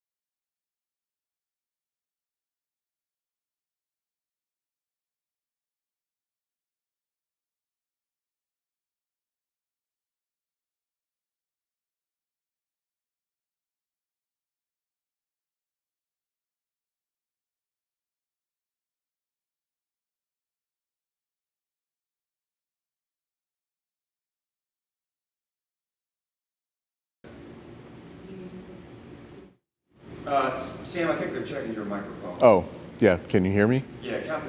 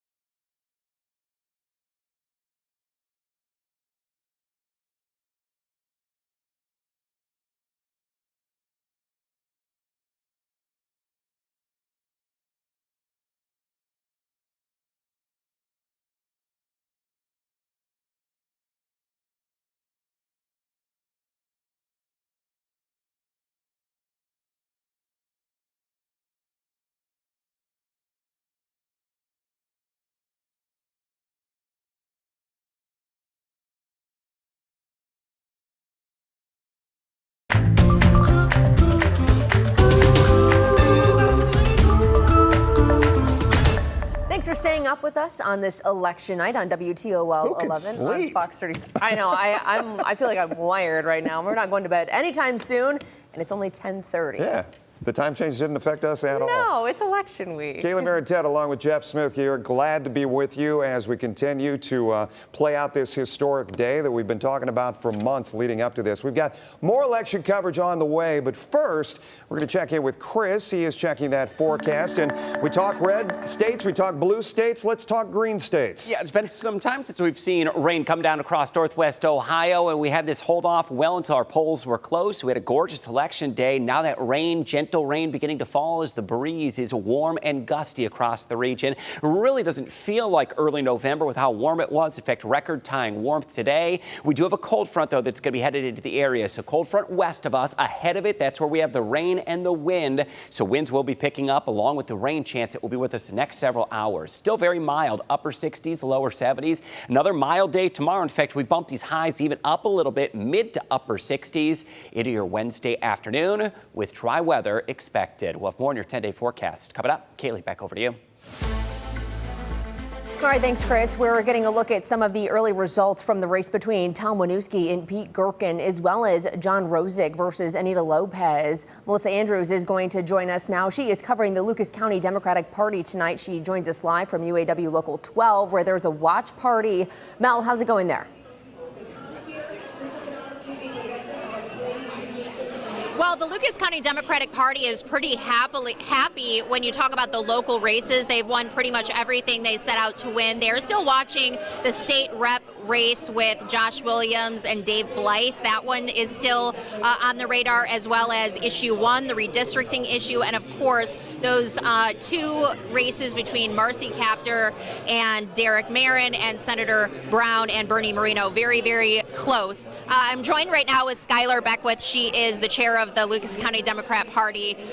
Locally, you really couldn't ask for much more, right? I mean, we are outperforming, especially with Dave Blythe. That is a district that was hand-drawn for Josh Williams, and we outperformed any expected outcomes there. And really proud of the work that our Democrats did in Lucas County. We're anxiously awaiting the higher races, but feeling pretty good here on the ground in Toledo. From 1986 to 2002, Marcy Kaptur really won most of her races, if not all, at 74% or more. Tonight, it is very, very close. How do you feel about that, and what does it say about redistricting? Yeah, it shows you that when Republicans have control of the process, they draw districts for themselves. And I think it's telling that Marcy is doing so well in a district that was hand-drawn for a Republican. Okay, give me your concerns for the presidential race, Sherrod Brown and Marcy Kaptur's race. Yeah, it is very concerning. I think that Marcy is a much better suited for this job than Derek Marin. Same with Sherrod Brown. He's done so much for Ohio, so much for our country, and so it's hard to see it be so close. We still have a lot of votes to count, though. We are not counting out these races. All right, Skylar, thanks so much. We'll let you get back to work here. We still have not heard from Marcy Kaptur's camp. I did reach out to her representative to see if she was going to be coming or if there was a timetable, if we could talk to her, and I did not hear back. Reporting live from Local 12, Melissa Andrews, WTOL 11. Melissa, thank you. In fact, according to the Associated Press, with 79% of voters counted right now, that race, Derek Marin, 48.1%, Marcy Kaptur with 48%. So it is tight as it can get right now. On the other side of the aisle, we are checking in with Megan Hartnett. She is live at the Republican Watch Party in Holland. Megan, we wondered how voters there were feeling or how supporters of the GOP were feeling, because it has kind of been an up and down night. But I think you were talking earlier about the Moreno vote. I also want you to touch on the Lucas County Commissioner's race. Yeah, Jeff, I mean, the big thing that I keep hearing is it's not over until it's over. I think people are just waiting for those ballots to come in, waiting for things, and, it's just a lot of anticipation right now. You mentioned the Lucas County Commissioner's race. I am here with Lucas County Commissioner candidate John Rosick. John, looking at the polls right now, Anita Lopez is leading, but overall, I mean, how are you feeling if she does win, or there's potentially one-party rule for the Lucas County Commissioners? That's part of the reason that you originally got into this race. That is one of the reasons I got into the race. We've had one-party rule in the county for 50 or 60 years. All the county offices, not just the commissioners, but all the county offices, almost exclusively held by Democrats. I have nothing against Democrats by any means, but that's just too much one-party rule for too many years. So that was a major reason why I got into the race, and we're still hopeful. You know, the early results aren't good, but hopefully we'll make some progress as the night goes on. Yeah, and I mean, as the night continues, I mean, no matter what are the next steps for you when it comes to Lucas County in general? Well, I love Lucas County, so I'm going to be involved one way or the other. I've always been involved in public service. I'm in the private sector, but I've been on the school board and the Waterville City Council, so this was just another opportunity. And I'll find something else to do with the county or the city or wherever to serve the public. That's really what I want to do. Thank you so much. And we still have not seen Derek Marin here. He is expected to come. We'll be sure to keep you updated as we get more results. Reporting in Holland, Megan Hartnett, WTOL 11. Some cheering. We're going to have to check out what's going on there. Some cheering in the background. Ohio voters got the chance, as you know, to decide how Ohio legislative and congressional districts will be drawn. Issue 1 would create a 15-member citizen committee which would be in charge of drawing district maps. The committee would be made up of 5 Republicans, 5 Democrats, and 5 independents. If it got the yes vote tonight, it would replace the current redistricting committee, which is made up of state lawmakers and elected officials. And as you see right now, there is a substantial no vote winning out at this hour. The AP reporting 76% of the vote coming in. We continue covering all things election related right now. Right now, we want to bring in Dr. Sam Nelson from the University of Toledo. You heard from him earlier at 5 and 6. Thank you for joining us again and staying up late with us. It has been an all-day affair here at WTOL, but we appreciate the heck out of it. I wanted to dive right into what we heard from the Lucas County Democratic Party chair. She said as they watch these Senate races, obviously the Moreno and Brown race, $500 million spent on that one. We see Bernie Moreno winning, GOP, right? We see Derek Marin edging a little bit as far as Marcy Kaptur is concerned. To her point, and issue 1 going down, what are your thoughts?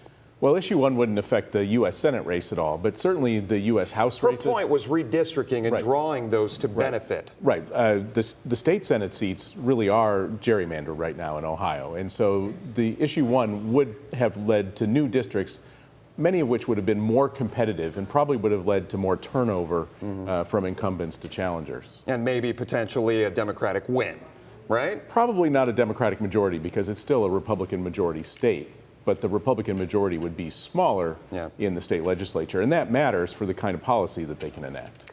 We were talking about this earlier during the commercial. Is there anything that is surprising you right now that's being reported? I think the most surprising thing is that the polls look like they were pretty accurate. Despite all of the different arguments about maybe why they were wrong and maybe this would happen and that would happen. It is just as close as what we were expecting over the last 3 months. Specifically, you're talking the presidential election. That's what's got you President noticing? and Senate, House races, but especially at the presidential level. Michigan and Wisconsin still too close to call at this point. They're looking at some of those more rural counties to get the counts there. Surprising that we haven't got a call yet on Michigan and Wisconsin? Oh, no, not at all. I think that this is one of those things that's going to take quite a while. The polls closed, but you've still got lines in some places, in some larger districts. It always takes cities longer to count the vote. Yeah, Dr. Nelson, we appreciate the insight. Our election coverage will continue for the rest of this half hour right here, WTOL 11 on Fox 36. Stay with us.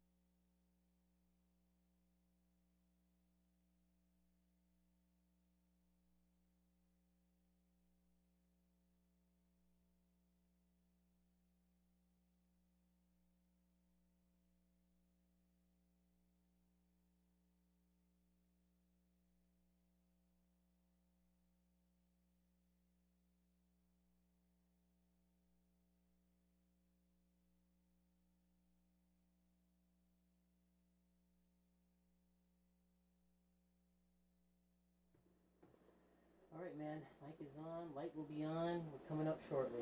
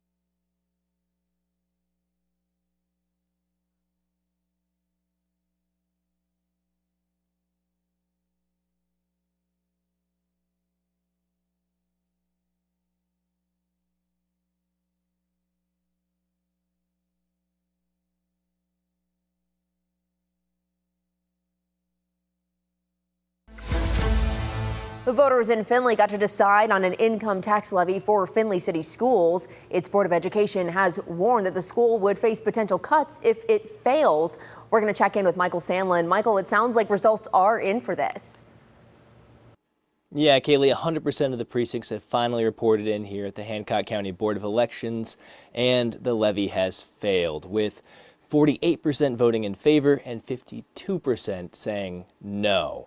Now, this comes as a pretty significant defeat for Findlay City Schools. They haven't passed a new operating levy since 2004, since 2004, and they're still operating on that same budget to this day.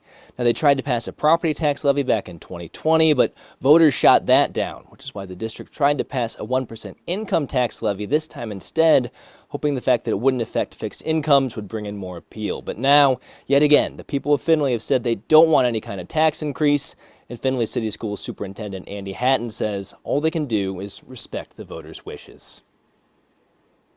Well, it's not the outcome we were looking for, but we accept the results, and myself and Pam Harrington, our treasurer, we will regroup with the Board of Education, and we will continue to maintain the level of services and excellent programming and academics that we have right now. And then with each subsequent decision and bridge that we have to cross, we will make sure that we're informing our staff and informing our families of the the changes that have to take place so that we can live within our means. Findlay City Schools School Board has said that this will likely mean $5 million in cuts, which includes 20 to 25 teachers and other members of their staff. Reporting in Findlay, I'm Michael Sandlin for WTOL 11. Voters in Southeast Michigan, they had until 8 o'clock to cast their ballots. One of the issues at the polls for a school levy in the Tecumseh School District. Andre Norrells, he was out there earlier this evening, joins us now live in studio. So what was the mood? How were voters feeling about this? Well, Jeff and Kaylee, a few voters told me they were for the levy, while others told me they didn't know much about it and skipped voting for the levy altogether. And some were worried about the increase in taxes. If this levy passes, the district says a property owner with a home taxable income of $75,000 a year will pay about $130 a year. This would generate the district about $7.5 million over the next 5 years. The district's Board of Education will also set aside 3% of its annual budget for building repairs if the levy passes. That will bring in an additional $750,000 a year. We spoke to the district spokesperson today about this levy uncertainty right now. We need this to pass. And going to bed not knowing if it's passed or not is, it's going to be on our minds overnight. So hopefully we wake up on Wednesday the 6th to some great news, and we appreciate any support, passing or failing, from the community. We know this is a tough ask, and we do appreciate their continued support at Tecumseh Public Schools. Now, this issue could be uncertain for quite some time. We spoke with someone at the Lenawee County Board of Elections earlier. They told us to not expect a large number of results until 3 in the morning. Our team will be keeping election results updated on our website. Reporting in studio, Andre Norrells, WTOL 11 on Fox 36. All right, thanks, Andre. We have more headed your way after the break in just a minute.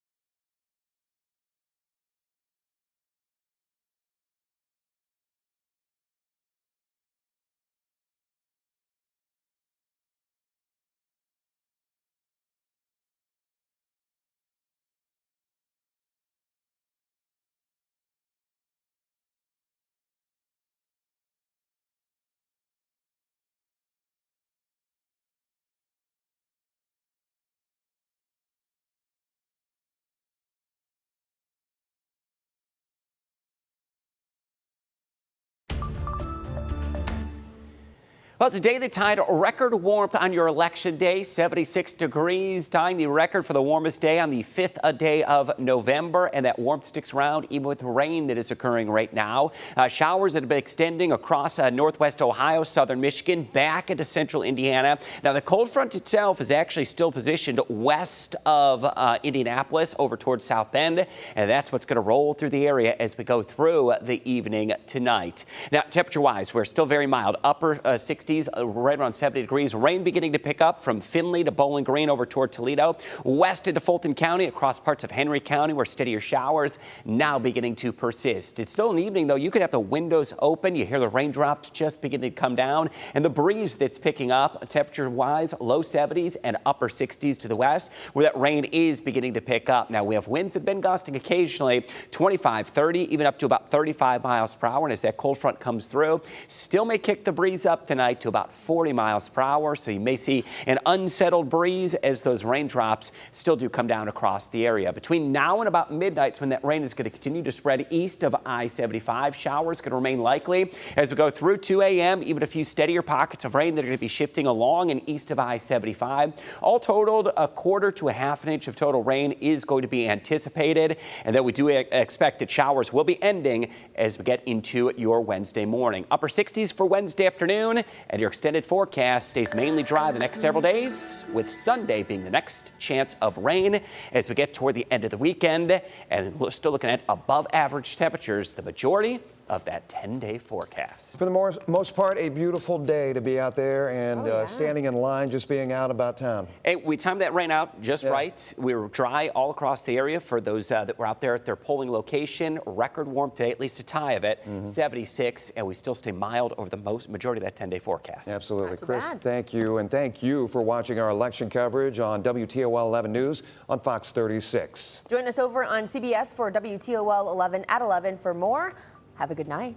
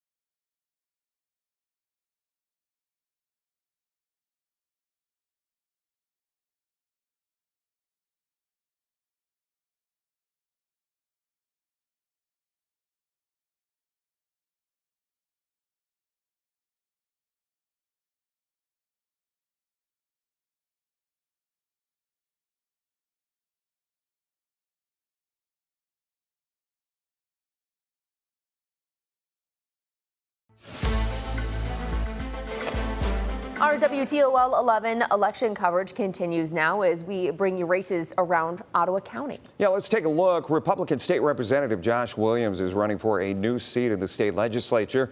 Williams currently represents District 41. However, the state districts have been redrawn, so Williams now lives in District 44, running against Democrat Dave Blythe, who has never held any elected office. And the win going to Josh Williams tonight, 72% reporting in, but Josh Williams retaining that seat.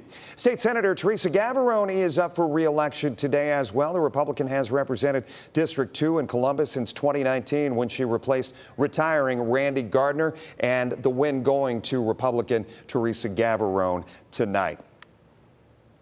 So we will continue to update you with these results as they come in throughout the night. We are also keeping a close eye on the presidential race. Lots of races, tights, but we will keep you updated on all the results as they come in on air and online. Thanks for joining us.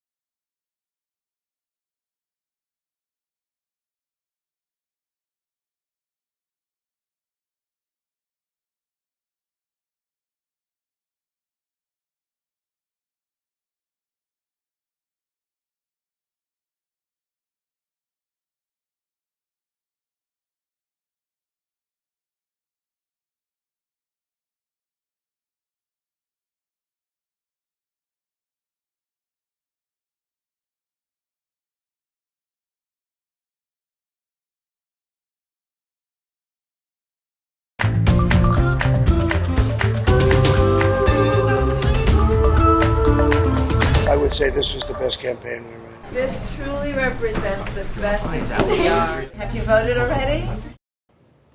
America Decides 2024. Welcome into WTOL 11 News at 11. I'm Kaylee Maritet. And I'm Jeff Smith. Great to be with you here on this historic day. Our WTOL 11 team scattered about Northwest Ohio and Southeast Michigan, covering all the major races in our region tonight. Melissa Andrews and Megan Hartnett, they are with the candidates from both parties as results come in from the biggest national and local races on the ballot. Meanwhile, Sophia Perricone, Steve Iwanek, Andre Norrells, and Michael